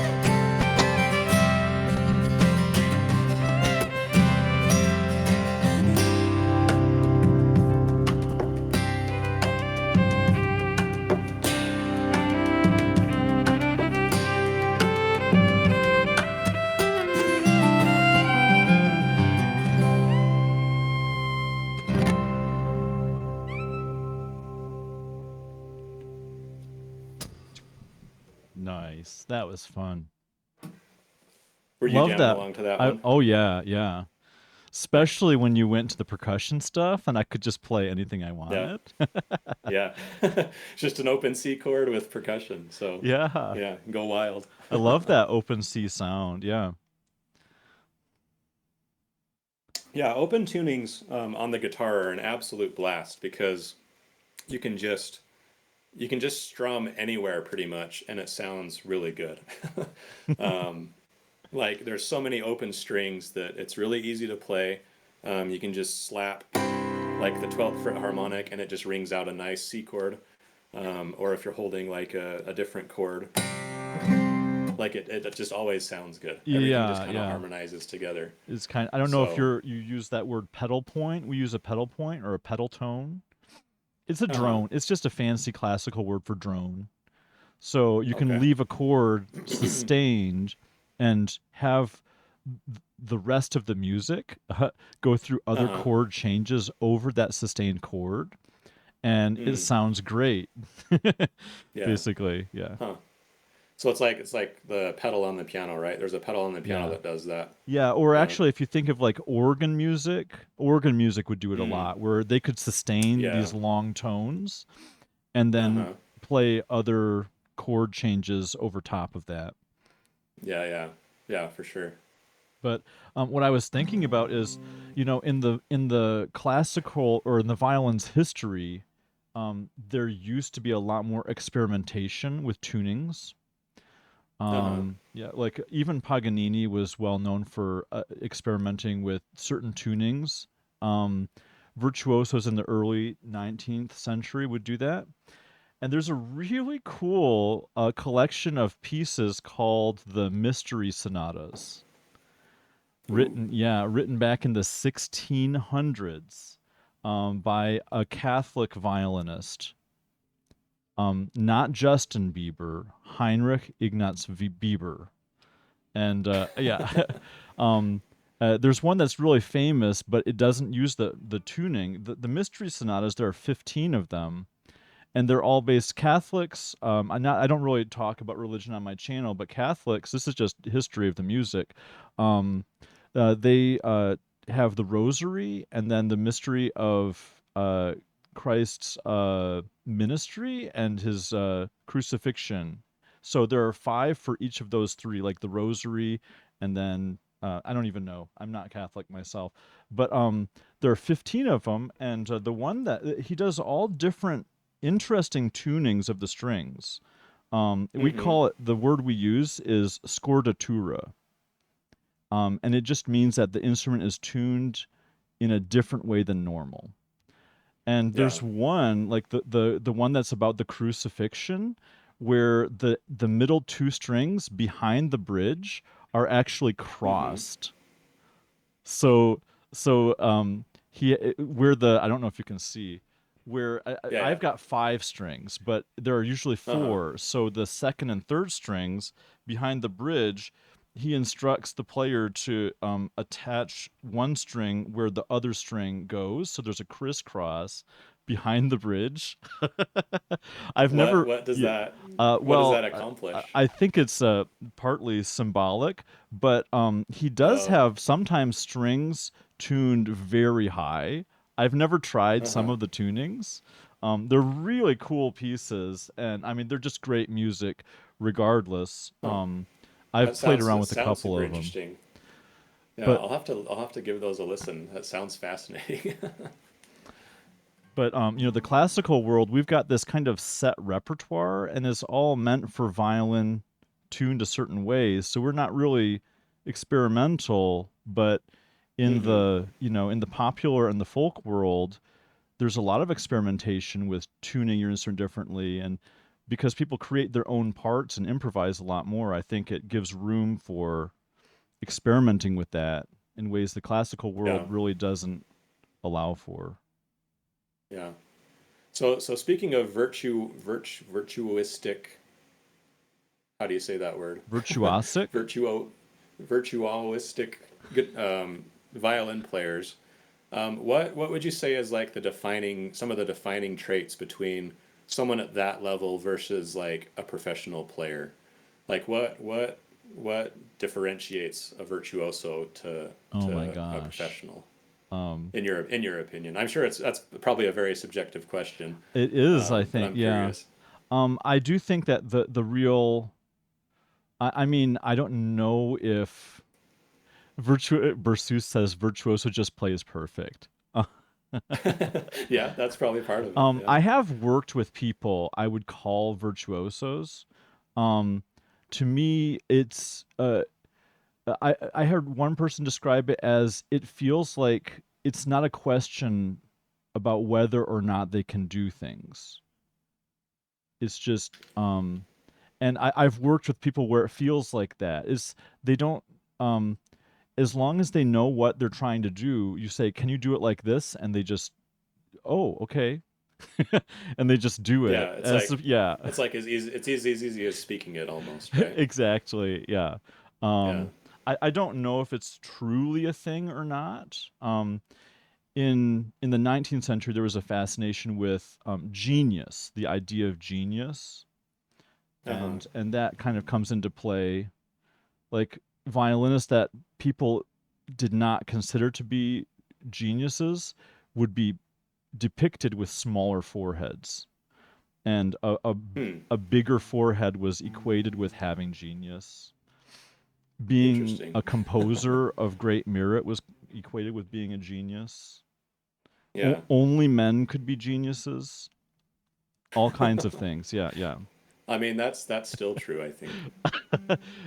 What? Where's my pitchfork? No, I see what you're saying. Yeah. No, yeah, that's interesting. Yeah, back in the day, there was all kinds of weird theories like that that you look at and you're like, okay, Yeah, yeah. why did people believe that? I Yeah. wonder. So, I mean, I don't know what I really think about the idea of virtuoso in that sense, but I have worked with people Yeah. where it doesn't seem like there are any inhibitions that, physically get in the way or even mentally get in the way of them doing something. Hmm. Yeah, I definitely have inhibitions that way. I have to practice and Yeah. train myself to Yeah, do I think things. when I think of virtuosos, at least in the guitar world, um, I think of Tommy Emmanuel for one. Like, I've seen him play multiple times, and every time I'm just left absolutely flabbergasted at how he can play. And I've watched interviews with of him, and he talks about how he can just he can hear it in his head, and he can sing it, and he can produce that on the guitar without even thinking about it. So if he's thinking like if he's playing a blues song like a 12 bar blues, he can hear a solo in his head, and he can immediately just play it on the guitar where it's going, what it's doing. He can augment it, and he can key change it, and he can stop playing it for a minute and a half and not hear anything and come right back in on beat and still playing the same things. Like it's absolutely amazing to watch him play, just because he's just on another level. Like me, I have to sit down, I have to look at music, I have to memorize it, and and it takes me a long time. He can just pick it up and just play anything at any Mm, time. mm. It's absolutely amazing. Yeah, yeah. So I guess that would translate to violin as well, just kind of the same thing, The right? thing though is I feel that there are so many different avenues, and certain skills matter depending on the style. Yeah. For example, improvisation, or memorization, um, or sight reading. And even in violin, like there are lots of different things that matter, like your tuning, your ear, Hmm. that pitch wise, but also what kinds of things you do with the sound. So I think that Yeah. different talents, um I talk about the difference, or I think about the difference between talent and skill, because a lot of times people say, oh, you're so talented. And Uh huh. I really think that when we develop skills, we we start to see what our actual talents are. It's like we give our talents a vehicle for expression. And Hmm. some, different people have different potentials, and when we find the right skills to express those potentials, they show. Um Yeah. and I think there are some Yeah. people Definitely. who would have been great, but they were maybe not at the right time for those talents, or Mm. who were great because they were kind of in the right place at the right time, with certain Yeah. talents. Um, Yeah. Yeah. Definitely. and the other side of it is really easy to kind of look down on ourselves if we don't compare in certain ways. But what I've realized as I get into life is the world is huge, and there's so much work to be done with providing music and changing people's Hmm. lives, that Yeah. one person, no matter how great and talented they are, can't do all of it. So, Hmm.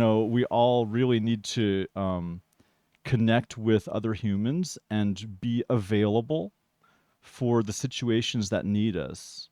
So I Yeah. keep a pretty humble view of myself, but I also respect my potential, and Hmm. look for ways to be available as an artist.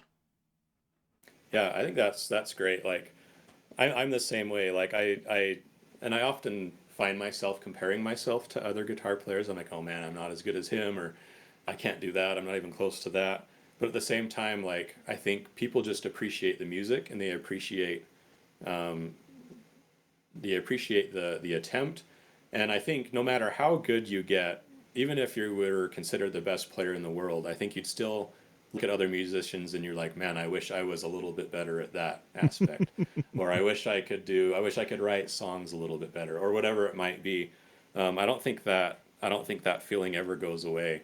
So I think, as long as we stay humble and we recognize that we have more to learn, and we're always striving to improve, I think that's um, a big factor in a person's success. Yeah, yeah, I think you have to be yep. Humility is such an important part of being open to learning and changing and growing. Hmm.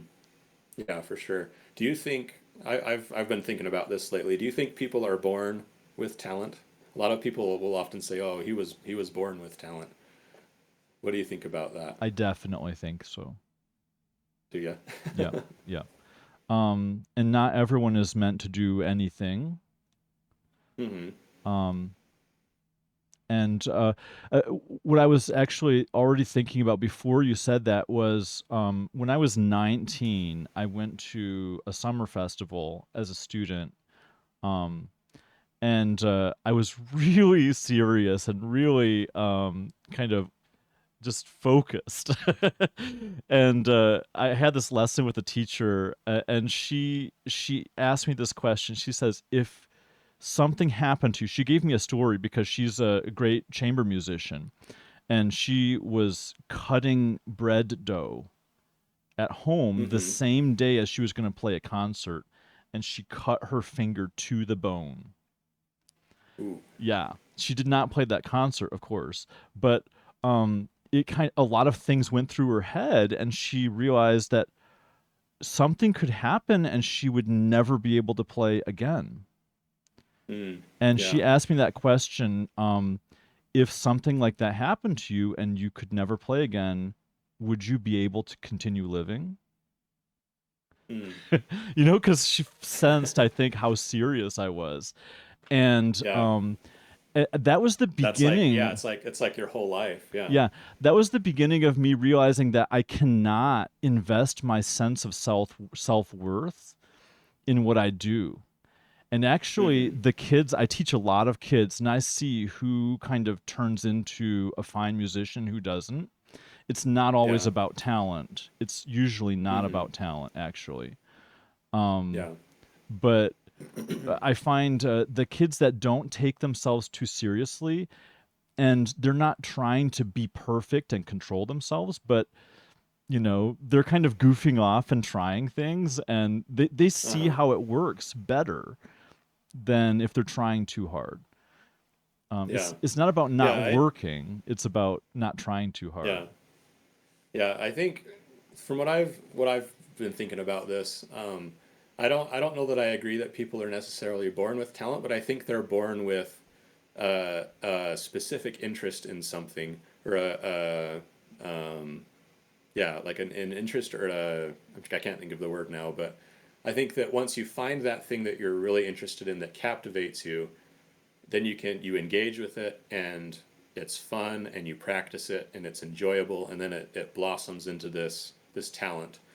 Um, but I think finding it, I think you're definitely born with interests um, and things that you need to find in your life at some point and pursue that, and then that sort of, whether it's music or sports or whatever, once you find it, it almost connects with you. It's like you find yourself. You can almost feel like a connection to it, and when you do that, then that's what happens when you practice it, and then you develop this great talent that people find enjoyable in a way. Yeah, I see what you're saying. I have a lot of thoughts about it. I do think it's really rewarding to find something you're passionate about and to feel this. It's an inexplicable connection and drive, you know. Yeah, yeah, Um, yeah. I don't Because think. I'm a firm believer that if I really wanted to get really good at whatever it might be, say it's soccer. If I wanted to get really good at soccer, I think I could do it, but I don't have the interest to do it. And so I'm never going to pursue it. And if I was forced to pursue it, then I would never get very good at it, just because it's not in my brain. It's not the way that I want to do things. Mm-hmm. And so, yeah, I think it's a lot of it is based just on what you're wanting to do, and what you have that inner burning desire to do, if that makes any sense. Yeah, yeah.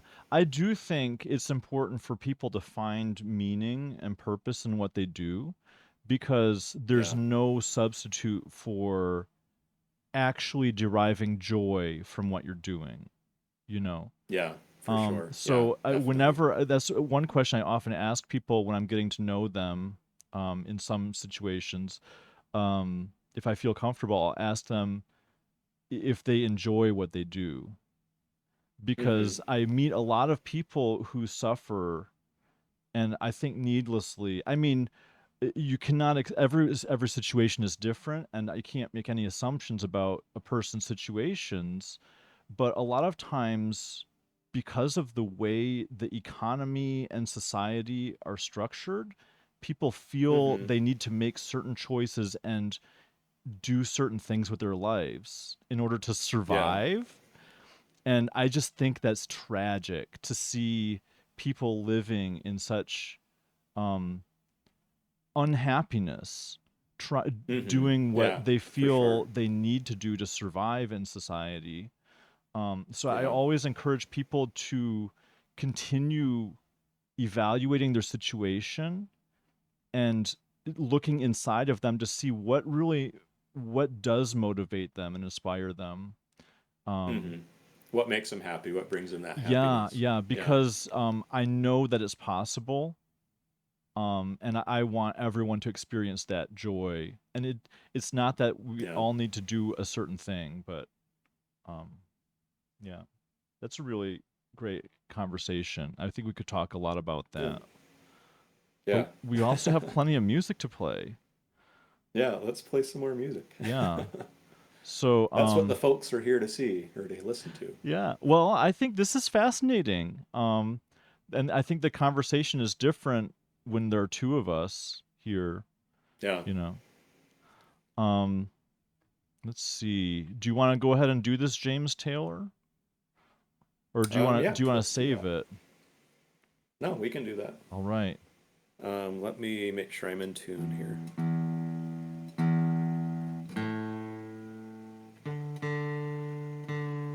I was trying to tune quietly while we talked, but let's just make sure that I'm right where I need to be here. Okay. Give me a moment to Let's pull it see. up here. Okay. I don't have to use a backing track. That's awesome.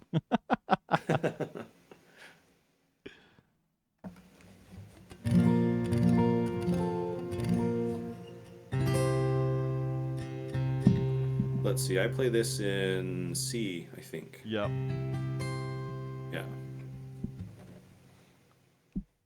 By the way, this is actually a transcription of James Taylor singing it. It's an original transcription. I wrote it down. This was during COVID, and we couldn't play Oh yeah. concerts. And Yeah. so I would book all these like private events, birthday parties and anniversaries and things. And, you know, just I was cheap. I was trying to make money, and so I couldn't just buy a bunch of arrangements. Uh huh. So people would ask me to play like 20 songs, and I just transcribe all of them and, Yeah. go There you into go. their backyard and play them. So that's Yeah. where this came from. Sweet. Always a smile says that they'll sing it too. So we got a vocalist. All right, we got backup singers. All right, you ready? Yeah. Okay.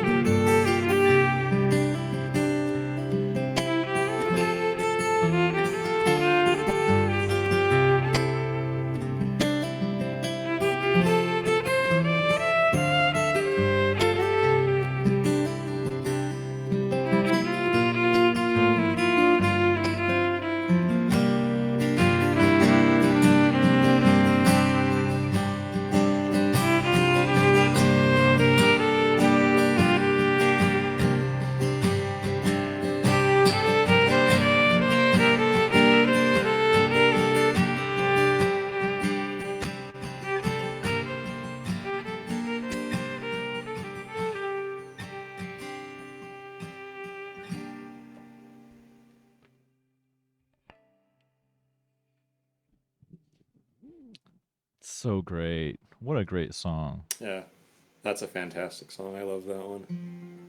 James Taylor was one of the some of the first few songs I started to learn. Um, so I just love the chords he uses. This one in particular, I love that chord. Such a pretty chord. I love it when you it's the end of the first verse. You have Hmm. those two bars of what is it, C? Is it C? Yeah, just those chords. Yeah. Yeah, just right there you suddenly start to feel the song. Uh huh. If you know what I mean. Yeah. Yeah. Always a smile said they sing very loud. Very loud. Good Okay. job. Good job, smile. Appreciate it. I almost heard it. Yeah. Maybe I should have listened a little more closely.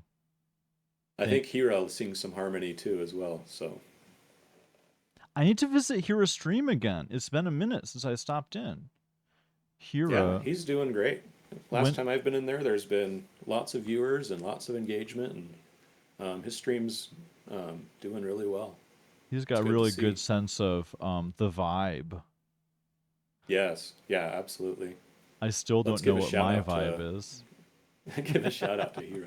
Yeah, me neither. Mine's just like acoustic guitar.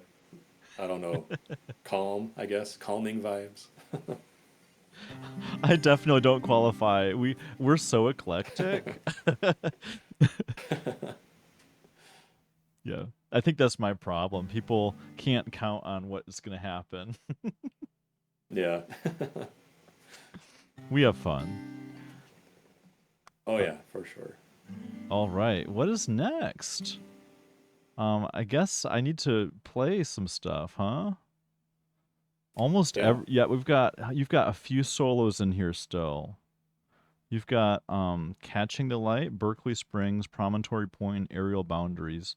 What if I do a Okay. little set of two? I'll do two solos, and then we'll come Okay. back and see.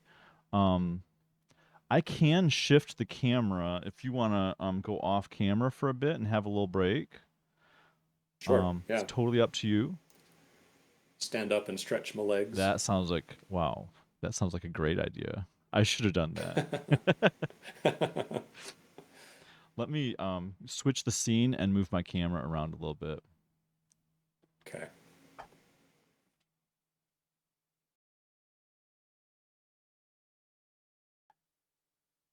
That looks better. Carter, have a good night. Thanks for stopping in. All right. Let me see here. I think I'll do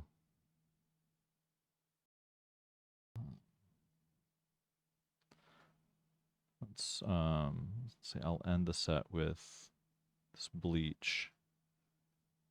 Um, we'll do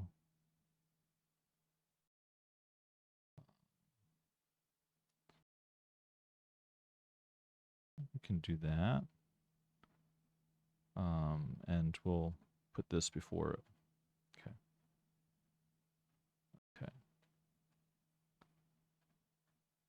I'm gonna do 3 songs here. Okay, Starting good. with "You Raise Me Up." Josh Groban. Yeah.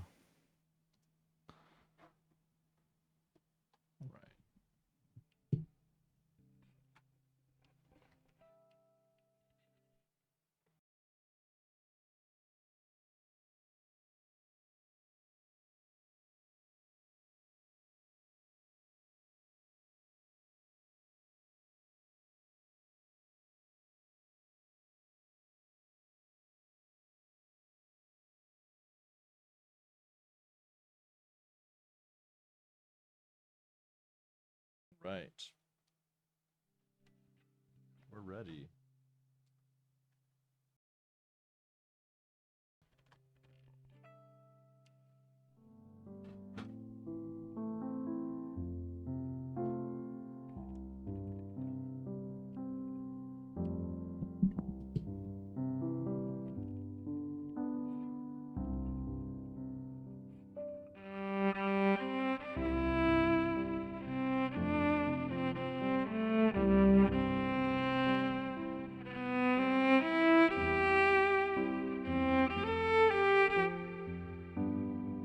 Is something going on? Is it coming through? I'm sorry, I just see someone put a mic.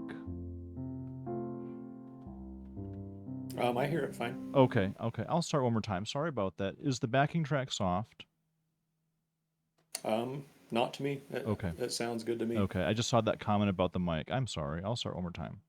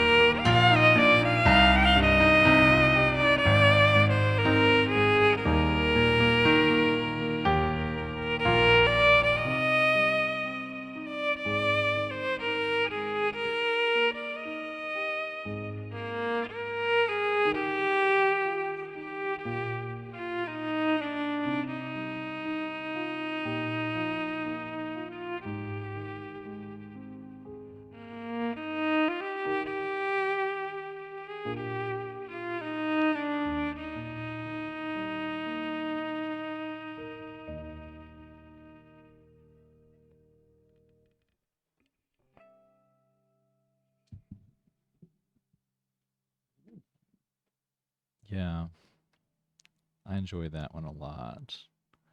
Yeah, Jin. that's really pretty. I grew up hearing Sila's version. I didn't know the Josh Groban version at first. Of course, I'm familiar with it. I have the composer as Rolf Loveland. I don't know about him. I'm thinking Josh Groban Yeah, I've never heard that name. probably Josh popularized it, as happens with popular songs. Yeah. Hopefully Rolf gets some royalties. I hope so. That's a beautiful song. Works really well on violin. Thank you, people. What are we doing? Oh yeah, this is a really nice song too. We've got a few, I think, Louis Capaldi songs on here on my song list. What are we doing? Someone You Loved. All right.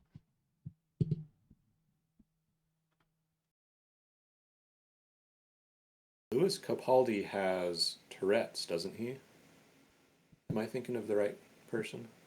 That is information I do not know. I'll have to look that up. Yeah. Maybe chat knows.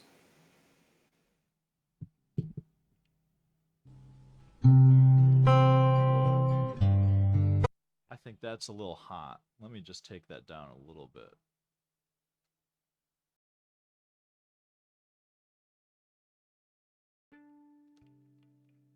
You know, I don't know Forked Horn.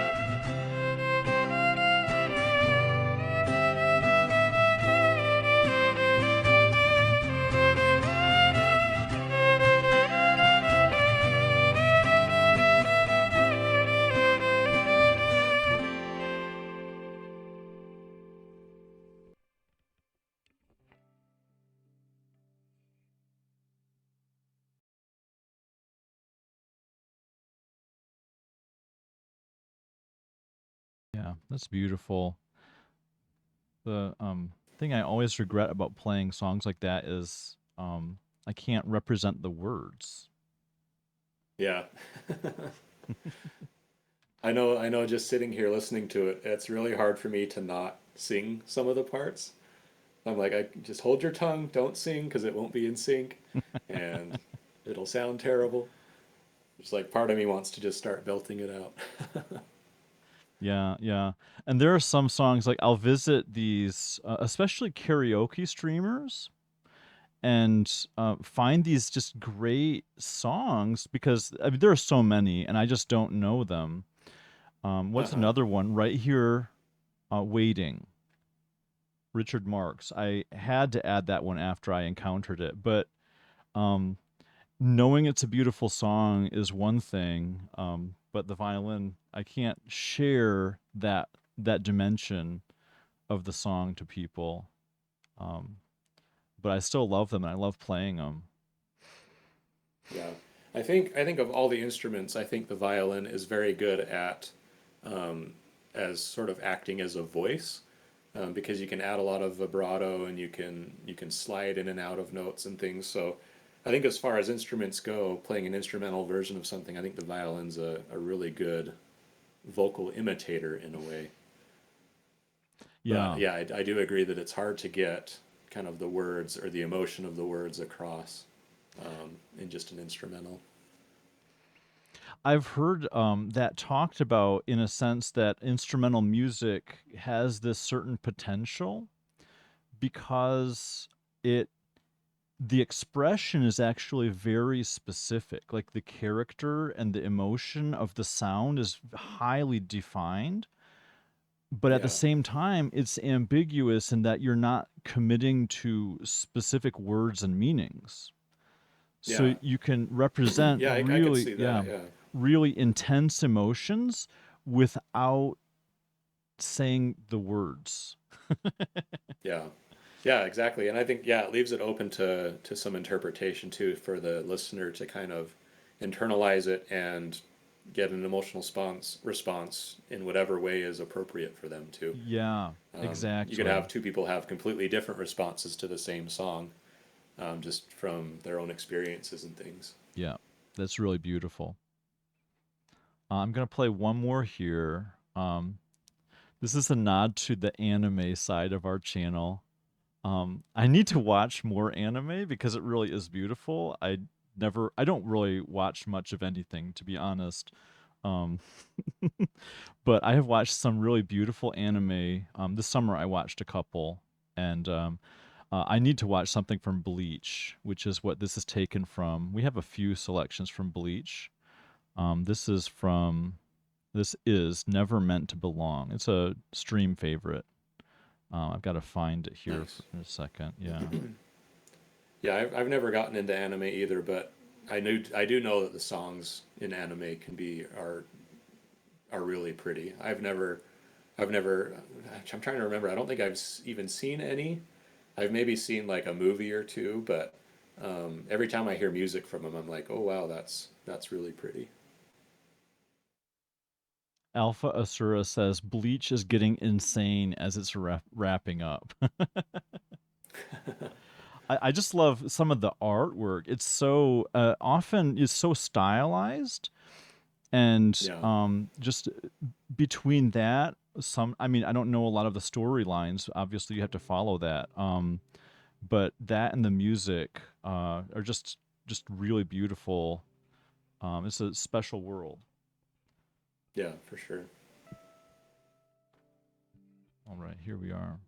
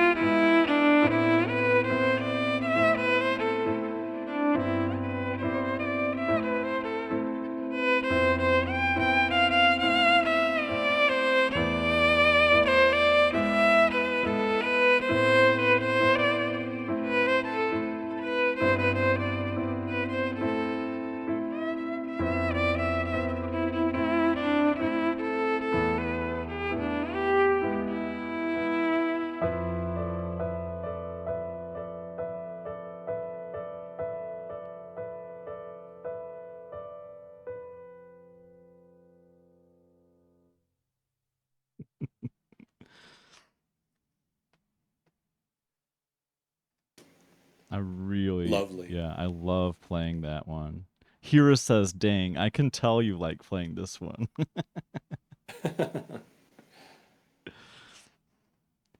It just gives so much Nice. opportunity. Yeah, It's it's so rhythmically playful, and a lot of room for liberty. So I just love kind of seeing what I can get away with on that one. yeah, for sure. Always a Smile says, Fiddler, incredible tunes. Cool. Thank you. So, it is 11 p.m. your time. Yep. Um, what do you think we do? We're at 2.5 hours almost. You want to do some more? Yeah, I'm good with whatever. Let's Okay. get through a few more songs for sure. Yeah. We don't have to play out the cue, so we can take it wherever we want to. I think we've done Yeah. already. It's been such a blast. So I'm game to stay up as late as we like, and I'd play out the whole queue if we wanted, but there's no need to. Yeah. I would say we could go at least another. I could probably go another hour and be okay if we Sounds have great. enough for to last that long. Oh, we definitely have that. Yeah.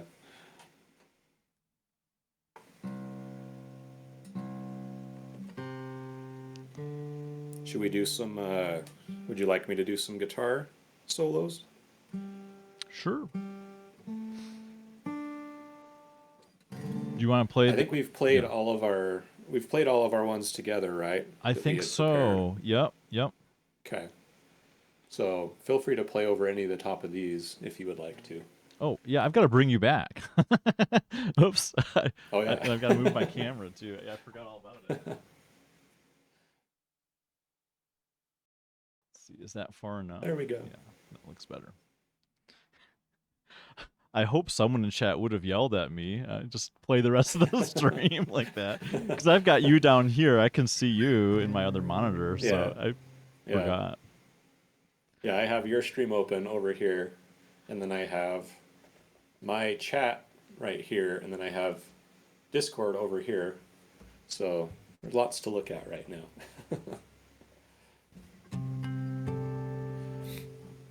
Thanks. All right, let's Hira's going to do. go to bed in about 10 minutes. Hira Chess. So thanks for stopping in All here. It was right. great to see you. Yeah, good to see you, Hira. Everyone go give Hira Chess a follow. He has a great stream. Let's do Aerial Boundaries next Sounds by good. Michael Hedges. I don't know that I've heard this one. It was not on your.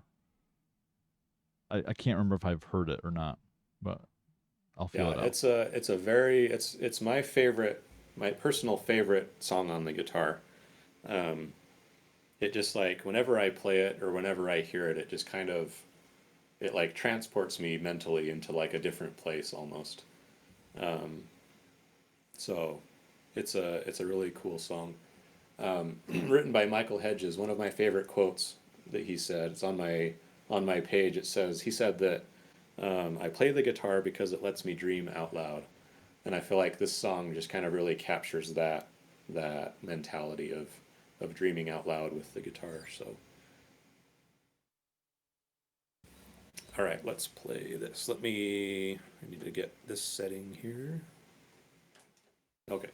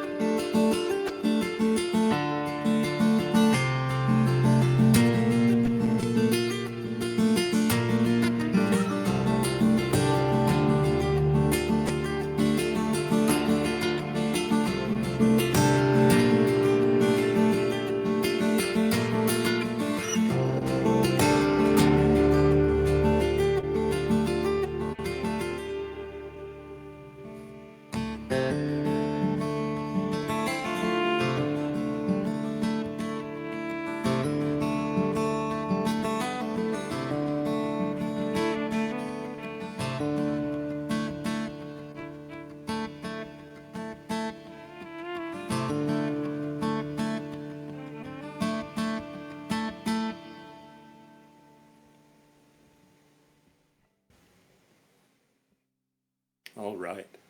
I forgot which one what you said it was, so I couldn't figure out which one to put. Was that Aerial Oh, Boundaries? yes, that was Aerial Okay. Oh, Boundaries. good, good. Okay.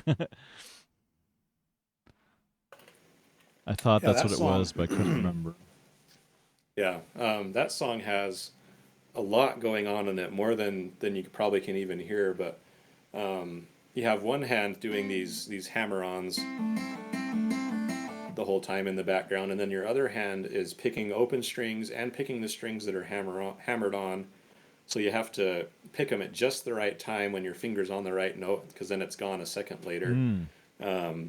And then you also have to stop strings from ringing with your fingers, which is a really unique thing for Michael Hedges songs. If you kind of let them all drone together, it just sounds like a muddy mess. So you kind of have to stop certain strings and then pluck them again. So it's like it's this whole complex thing that's happening with that song. It is a really Um, cool song. I know I've heard it yeah. now on your stream several times. Uh huh. And yeah, I see what you're saying about like the intricacy. There are lots of these really cool clashes and dissonances that happen, Yeah. Yeah. but they come out because you have such a control of that texture.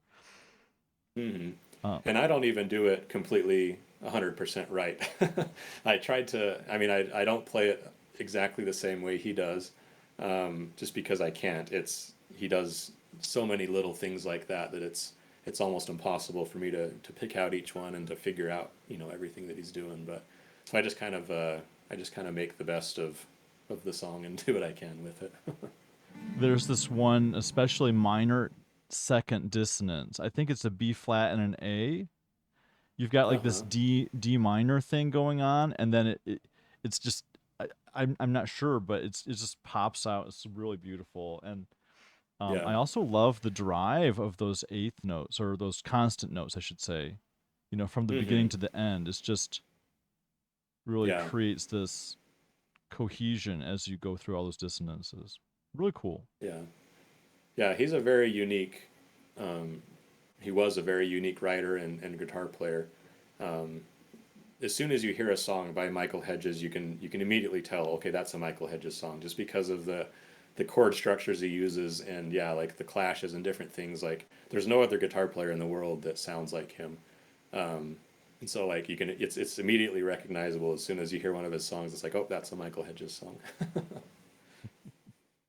It's really cool. Thanks for playing that one. Yeah.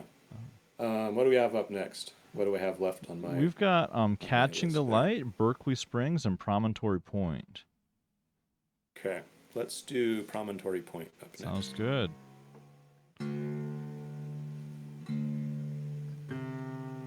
Let me tune real quick. All these songs are in unique tunings, so I'm gonna have to do a little bit of tuning here in between.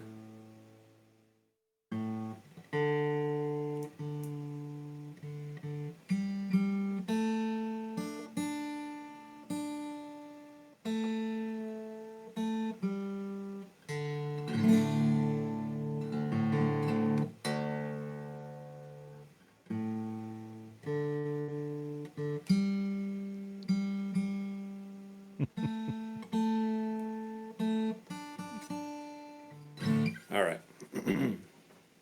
So this is an original song that I wrote, called Promontory Point. Promontory Point is a place in Utah where the two transcontinental railroads met. So you have one railroad started building from the Pacific side, the west side, one railroad started building from the east side, and they met in Utah at a place called Promontory Point. So this is kind of a song written about that meeting spot. Cool. Do you live close to there? Oh, yeah. Sorry. How dare you? I live probably I can't I'm not sure exactly where it's at. I would say it's probably an hour to 2 hours away Okay. Sorry about that. from where I'm at. No, you're good. Let's start again, shall Yeah. we? All right, here we go.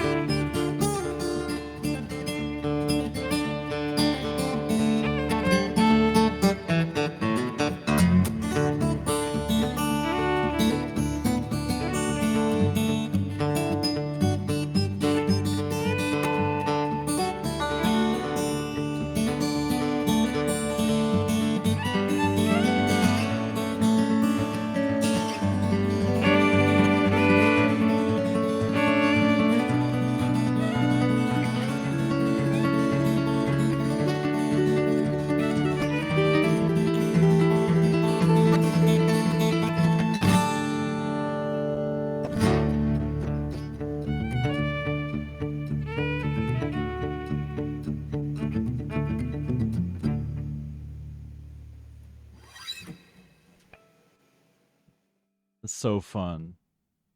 Yeah, that's a really fun one. Sounds like a rail, a locomotive. Yeah, it's supposed to. I originally, when I wrote that song, I didn't have a name for it. And then I played it at a gig, and I told the people, I was like, if anyone can think of a name for this song, I'm struggling to come up with a name with it. So let me know if you can think of anything. And one guy came up to me after the show, and he's like, it sounds like a railroad. You should, do it something like promontory something, or he just kind of spat off some names, and I was like, oh, railroad, okay. So then I kind of came up with promontory point. So I'm terrible at naming songs. That's not something I'm good at. Well, I thought that was. Well, I guess you didn't come up with that one. Yeah, no, I Well, you didn't. kind of Someone did. You else did. kind, yeah. You got some Yeah, help. maybe probably, yeah, probably 50% was me. Well, I think that name's Let's, appropriate. Yeah. yeah, yeah. I think it fits the song really well. So, let's do Berkeley Springs next.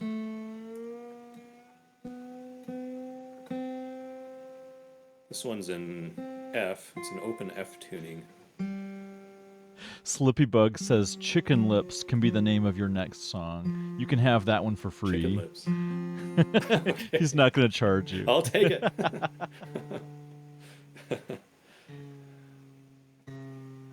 Watch out, people. He's handing out free song titles.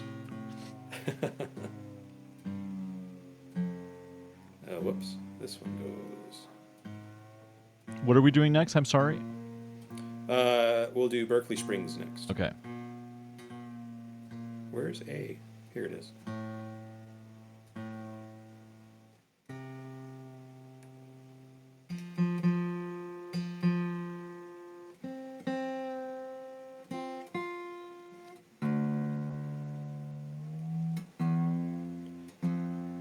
One struggle with tuning the guitar like this so many times is you have to tune the strings more than once for each time, because like I'll tune my lowest string and it'll be perfect, and then by the time I tune the other strings, it's pulled the neck just ever so slightly, and so they'll all be out of tune again. So you kind of have to do it incrementally and over again until they all stay where they're supposed to stay. Yeah, I think a lot of the listeners might not be familiar with that, but we violinists deal with that too. Yeah. Especially, I explain it to students when they leave their instrument in their car and they come into the lesson, and I can tell because it's really out of tune. So I Yeah. give them a little lecture, but then I kind of explain because the tension on the neck changes when you Uh-huh. tighten or loosen a string a lot. Yeah. And Yeah, whether it's hot or cold outside, that'll change the strength of the neck or the length of the neck, so it kind of throws everything all out of whack. Alrighty, this is Berkeley Springs by Don Ross.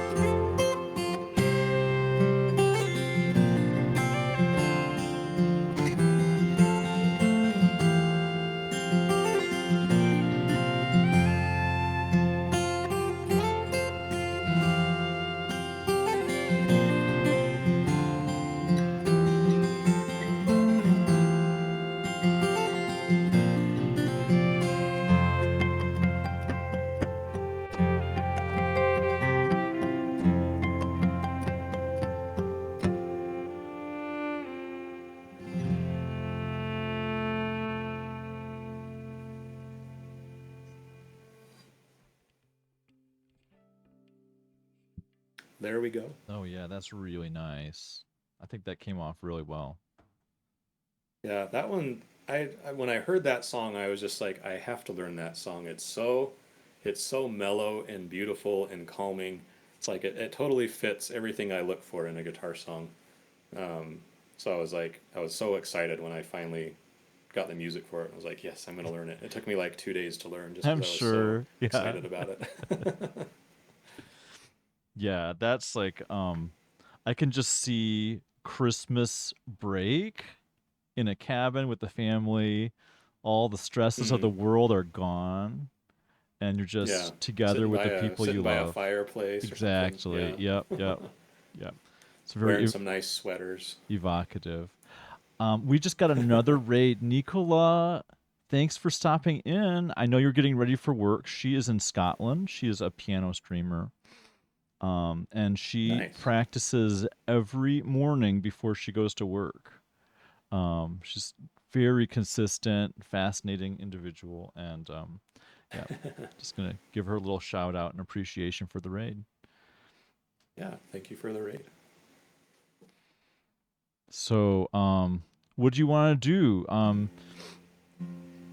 I do not need to play. We've got 6 songs in the queue. Um, Okay. what do you think? We can. How many of mine are left? We have I've um, got one. Catching the Light. Yeah. Although you're welcome to keep playing. I'm sure my viewers are just loving it. Yeah. Like, keep this fiddler out of the way. We've got a special night going on here. But I'm happy to play some, and I'm not attached to anything on my side of it here. We just got Okay. another raid. Hi Ellie.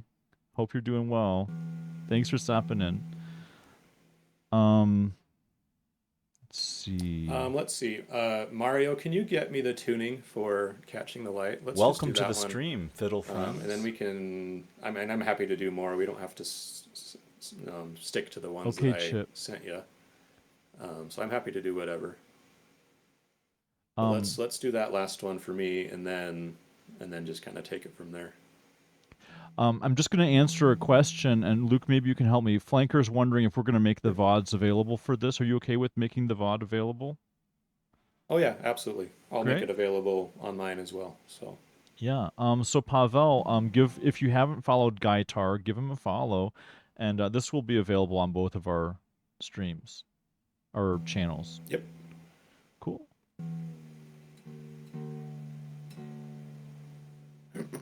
All right. Mario, you might have to. Oh, there it is. Okay. Oh. D. I can never remember the tuning for this song. It's a really weird one, and it's the only song that uses this tuning that I know, and so it catches me off guard. Mm. Do you want me to go Sure. ahead and play something while you're tuning, or are you almost there and you want to do it? I'm just about there. Okay.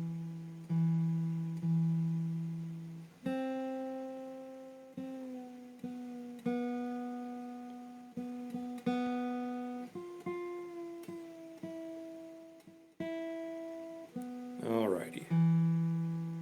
Just double check them here.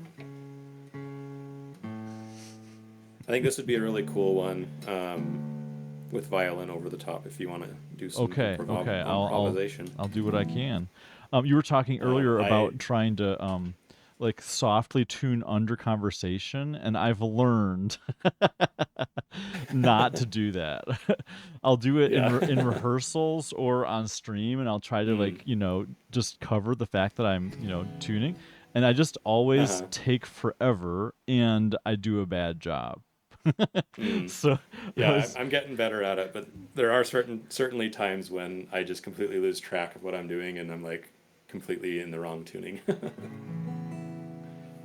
I don't know what key this is in. I couldn't tell you that. Okay, I'll figure it out. I'll let you know. Whatever note this is probably in this key. I think that's a A. I think it's an A, A-ish. Okay, it's would be my A-ish. guess. That helps. Yeah, that does Yeah, help. Yeah. you can let me know afterwards. All right.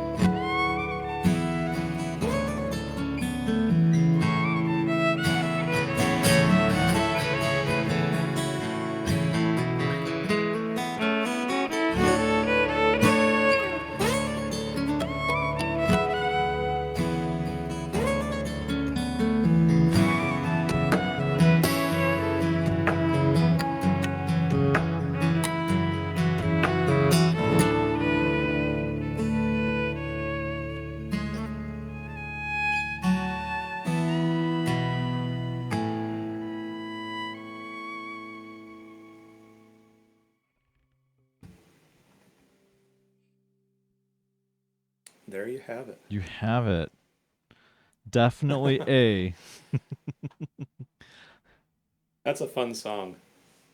Yeah. The mix of harmonics with chords underneath with percussion, just a really cool song. Yeah, I enjoyed that. It was a lot to play with. Yeah, yeah, it's very open, lots of room for some melody in there. I feel like. Lots of comments in the chat here. This is literally magic. Um, and Pavel or Flanker27K, who just gave you a follow. He's a baker in Poland. Oh, nice. Yeah, super sweet guy. Always, you can count on him being a little inappropriate. He says, guys, that's awesome. If you would be so kind and loop this one, record it and share with me for my kitchen usage. Please think about it. Ah, yeah. Super sweet guy. Yeah. That was awesome. All Connie, right. Well, that's Connie, all that that's we had true. on my Yep. list, right? Yeah, yeah. Although feel free to dig. You're welcome to play some more. Yeah. Anybody from my chat have any requests of a song that they would want to hear?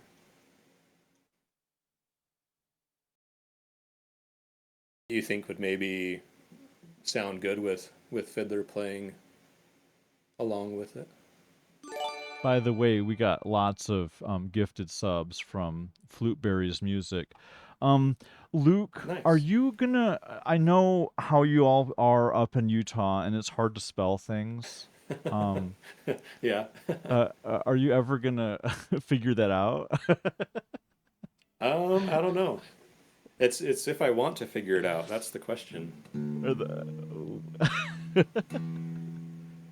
Yeah, I love to play with make fun of blueberries a little bit and just I don't know why. I don't know how that started.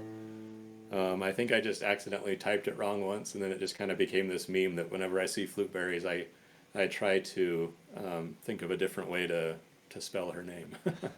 I don't know which would be harder to spell it right or think of a new way to spell it wrong.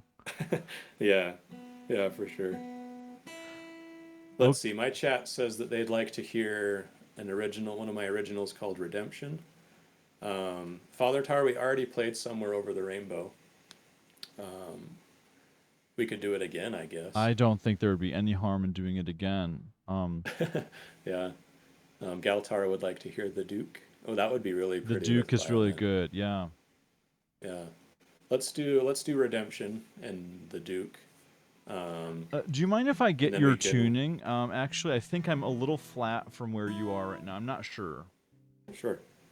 What note would you like? An E or an A is fine. Open is good. That's E.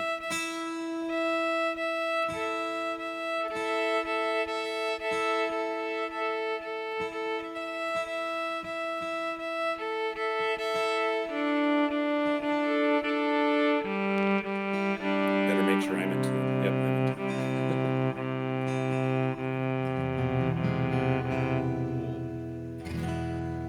All right. Let me look a little bit. Third vote for the Duke here in our chat. Slippy Bug says go to Okay. bed, Fiddler. All right, let's play the Duke then. Oh, Let's do people that. are getting excited about this Disney. But that's just what's in the queue. Let me put. What are we doing? Redemption, right? Or are we doing Duke? Let's do the Duke first. The Duke. And this is an Yeah. original. No, this is Tommy Emmanuel. Okay. Yeah. And Tommy with Emmanuel with an E. Yeah. Emmanuel. Okay. Let me add that. Cool. All right. Sorry, people, not Disney yet, but you'll love this.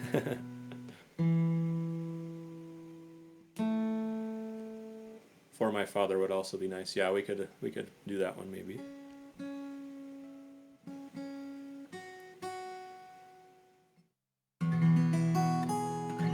All right, this is in E. I believe that's E, right? Yep. Yeah. I always get confused because Yeah, I'm playing a D chord, but I'm capoed, I and was so just it turns processing into an E. that. Yeah. Because you're doing all these alternate tunings. Your sense Yeah, of what it is has probably got screwed up. yeah, it gets confusing. All right, this is the Duke.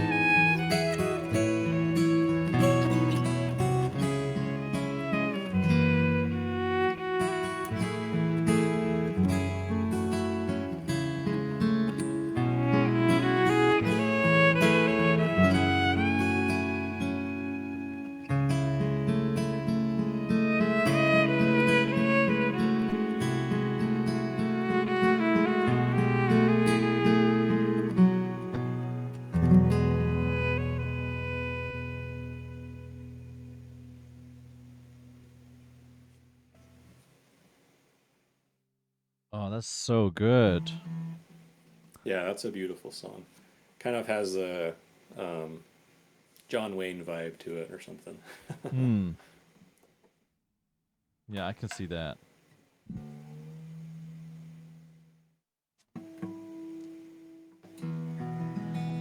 Lots of people in the chat. Yeah, sorry I can't address it all, but thank you for the comments and the claps. Yeah, mine as well. Connie just cheered 50 bits. Thanks for that, Connie. I've missed all kinds of stuff in chat. Lots of follows. Just know you're all appreciated. And yeah. Yeah. I think they all understand. Yeah. Should we do Redemption next? Let's do it. And crank out some songs here. And this is an original. Yeah, I saw this on your website. I listened to this today. Yeah, this is an original. We'll play it in whatever this is. F sharp. Is that okay? Oh my gosh, thanks a lot. Sure. That works. Yeah, I'll just give me Okay. opportunity to show off or not. F sharp, G flat, whatever. Yeah, that's my favorite key. It's actually F sharp minor, I think is what it is. Oh, is it? Okay.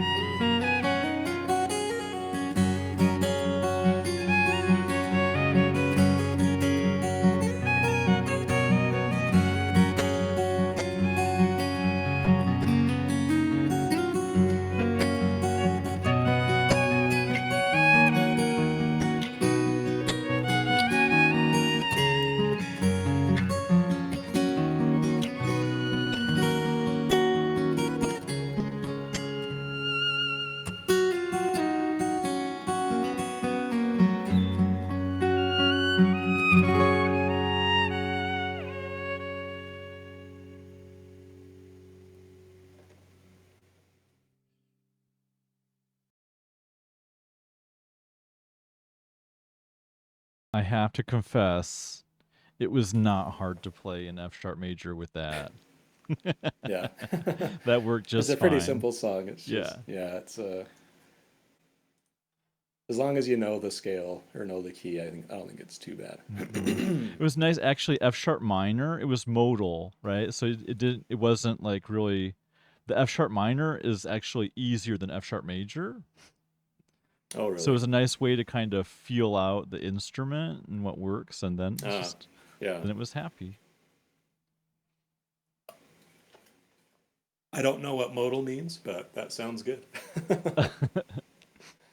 It just means that you stick to the key signature. Hmm. Um, so F sharp minor and A major share the same key signature.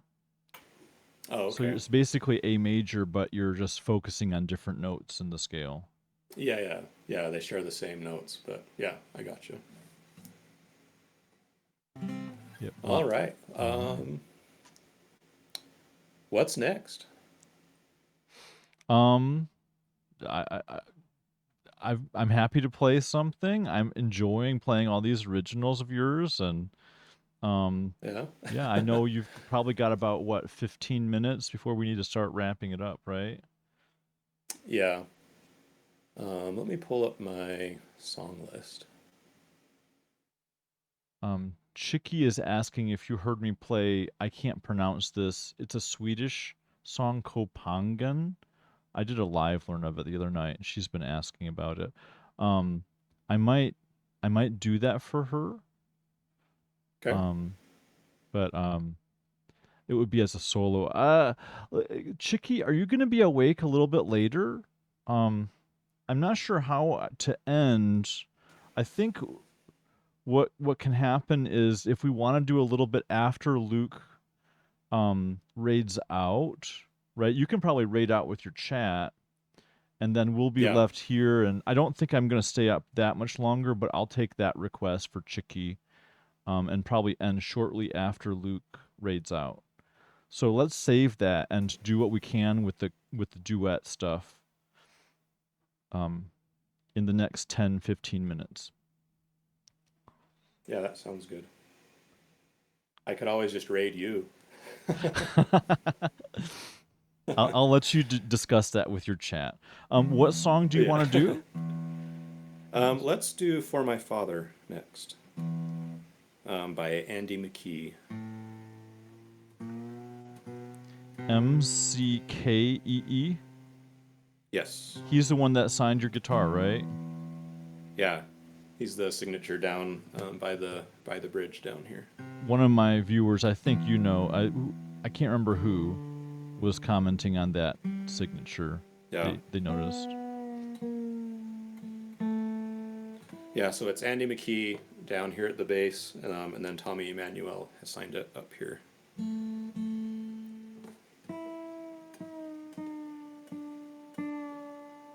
Alrighty.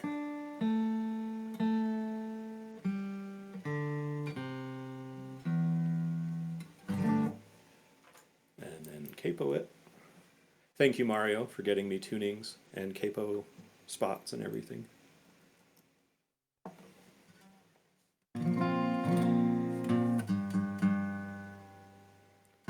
You tune and then put the capo on and it throws it out of tune again.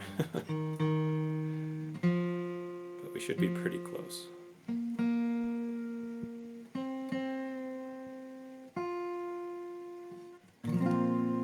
All right. This is in the key of whatever this note is. A sharp.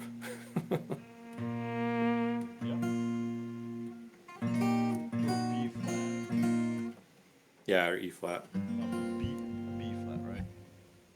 Or B flat, yeah, sorry. That's good. All right. You ready? Yeah.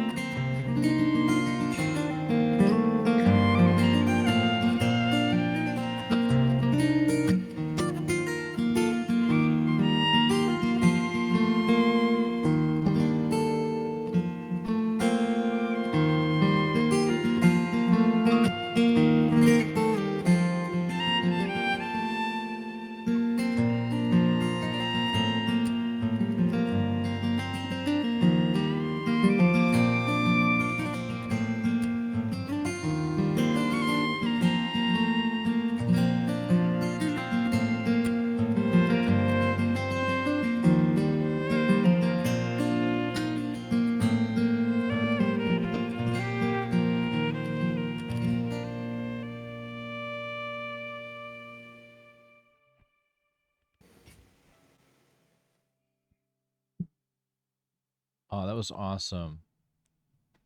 Yeah, I think I recall you saying in one of my streams that that'd be a good one to do some violin over. Yeah, yeah. There are several, so I wouldn't remember, but Yeah, yeah, that one is. I can definitely hear lines over that. yeah. Thank you, Marvin. Someone in my chat is wondering, of your violins, what made you choose that specific violin? This one. Like, was it that one or your acoustic? I think either one. What made you choose to for Oh that to yeah, be your yeah. violin? Um, this is a more recent decision. It's my first electric violin. I've never really been.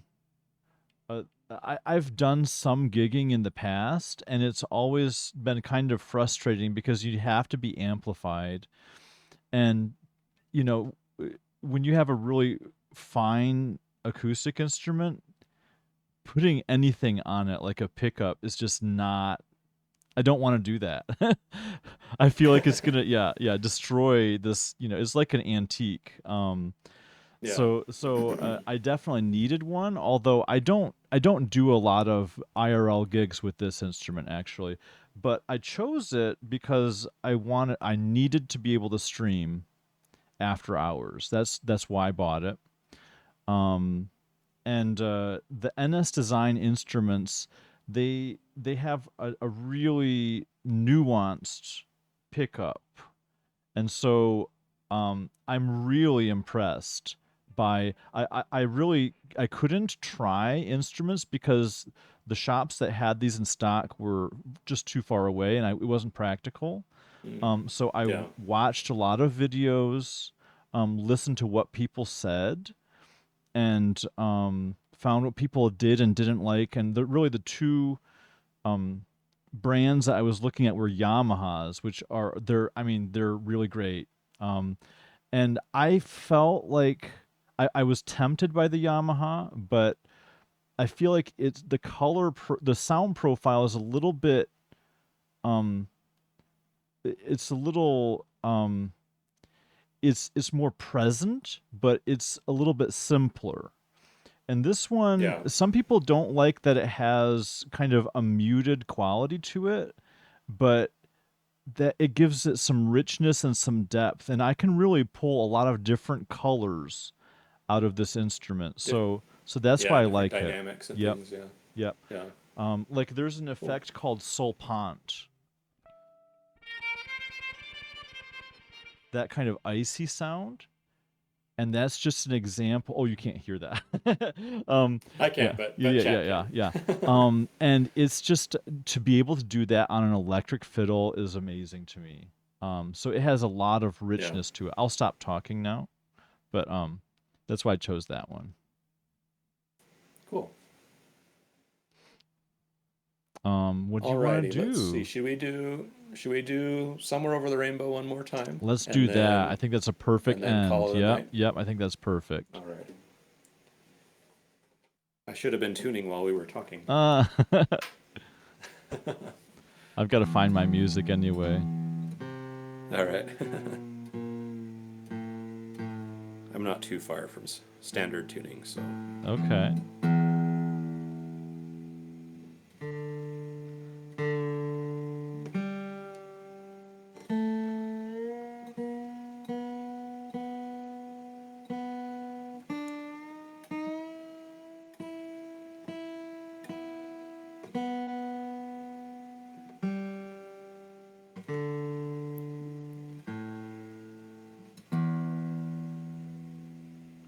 All Someone in righty. chat is calling us out for doing the same song again. Well, not everyone's been here the whole time, Yeah, so Frank. Yeah. This is called. if you Wait, heard it the first time, it's we've got a fancy word for this. It's called the recapitulation. No complaints, he says. recapitulation. Yeah. I realize I don't have sheet music for it. So, what key do we do? Okay. E major? Was that right? Or A major? A A major. major. Yeah. A major. Yep. Ready? Mm-hmm. Yes.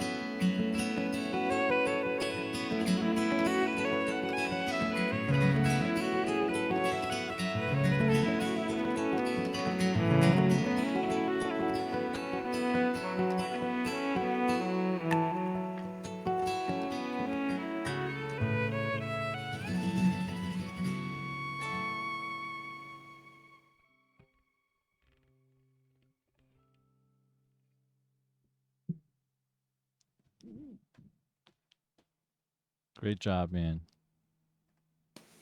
Thank you. Apparently, I had ads pop right in the middle of that Oh song. no. So sorry, everybody. I hate ads so much. All right, I got one more question from chat here. Steam and Friend asks, Mr. Fiddler, a wonderful musician, what guided you to where you are today, and what would you say to future musicians? Hmm. Oh, that's such a challenging question. Yeah. Yeah, yeah. What I'll say about that is, I decided at one point when I was a student that I would always prioritize my playing,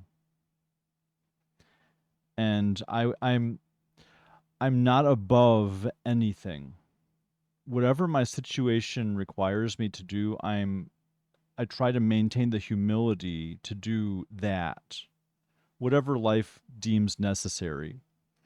But I would always, when making decisions, prioritize decisions that would allow me to take care of my playing. And I try to recognize when circumstances start to affect my ability to do that.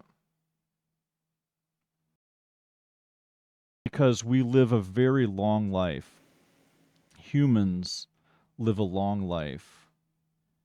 And there is something special about us pursuing um, a creative line.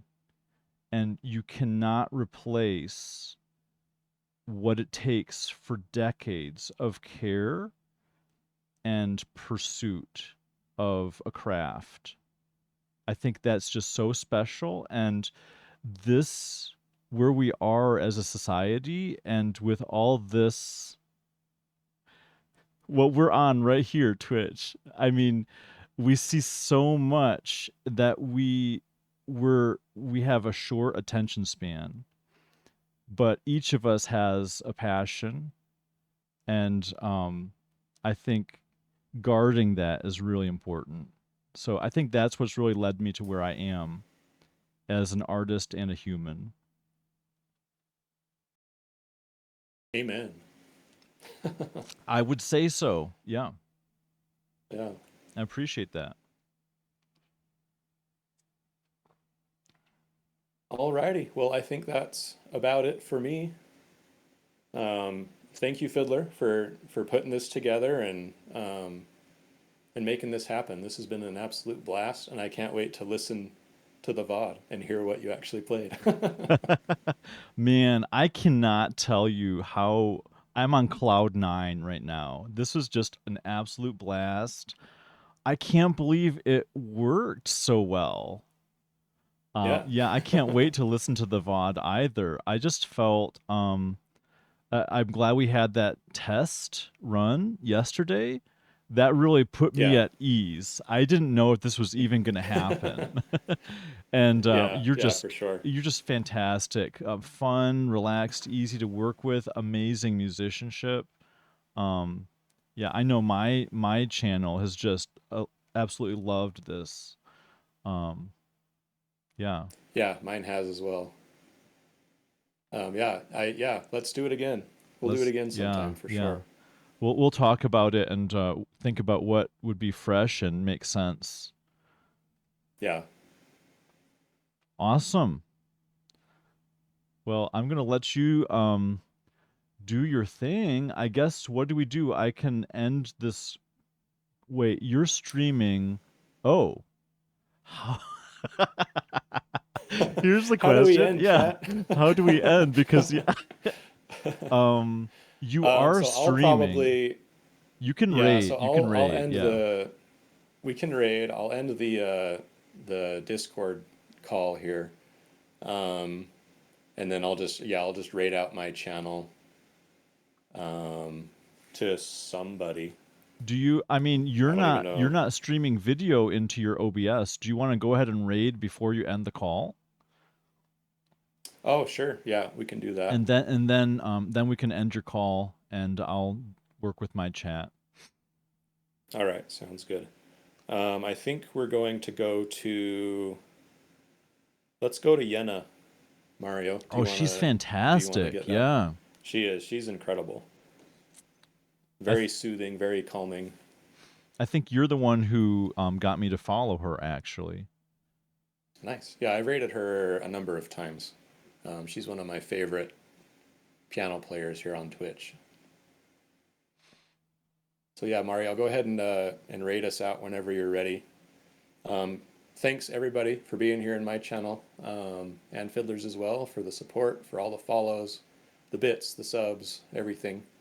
Appreciate all of you, and Fiddler and I will definitely do this again soon. It's been an absolute blast, and we will see you next time. Send us away, Mario. Awesome. Thanks for having me. Yeah, thank you. I think this was a highlight of my streaming career so far in the couple months that I've been here. This is a highlight, and I've been here over a year, so I mean, this is a big Yeah. deal. I really enjoyed this. Alrighty, I am rated out. Cool. Well, Luke, I just gave you another shout out. People in the chat, if you have not yet followed, I don't know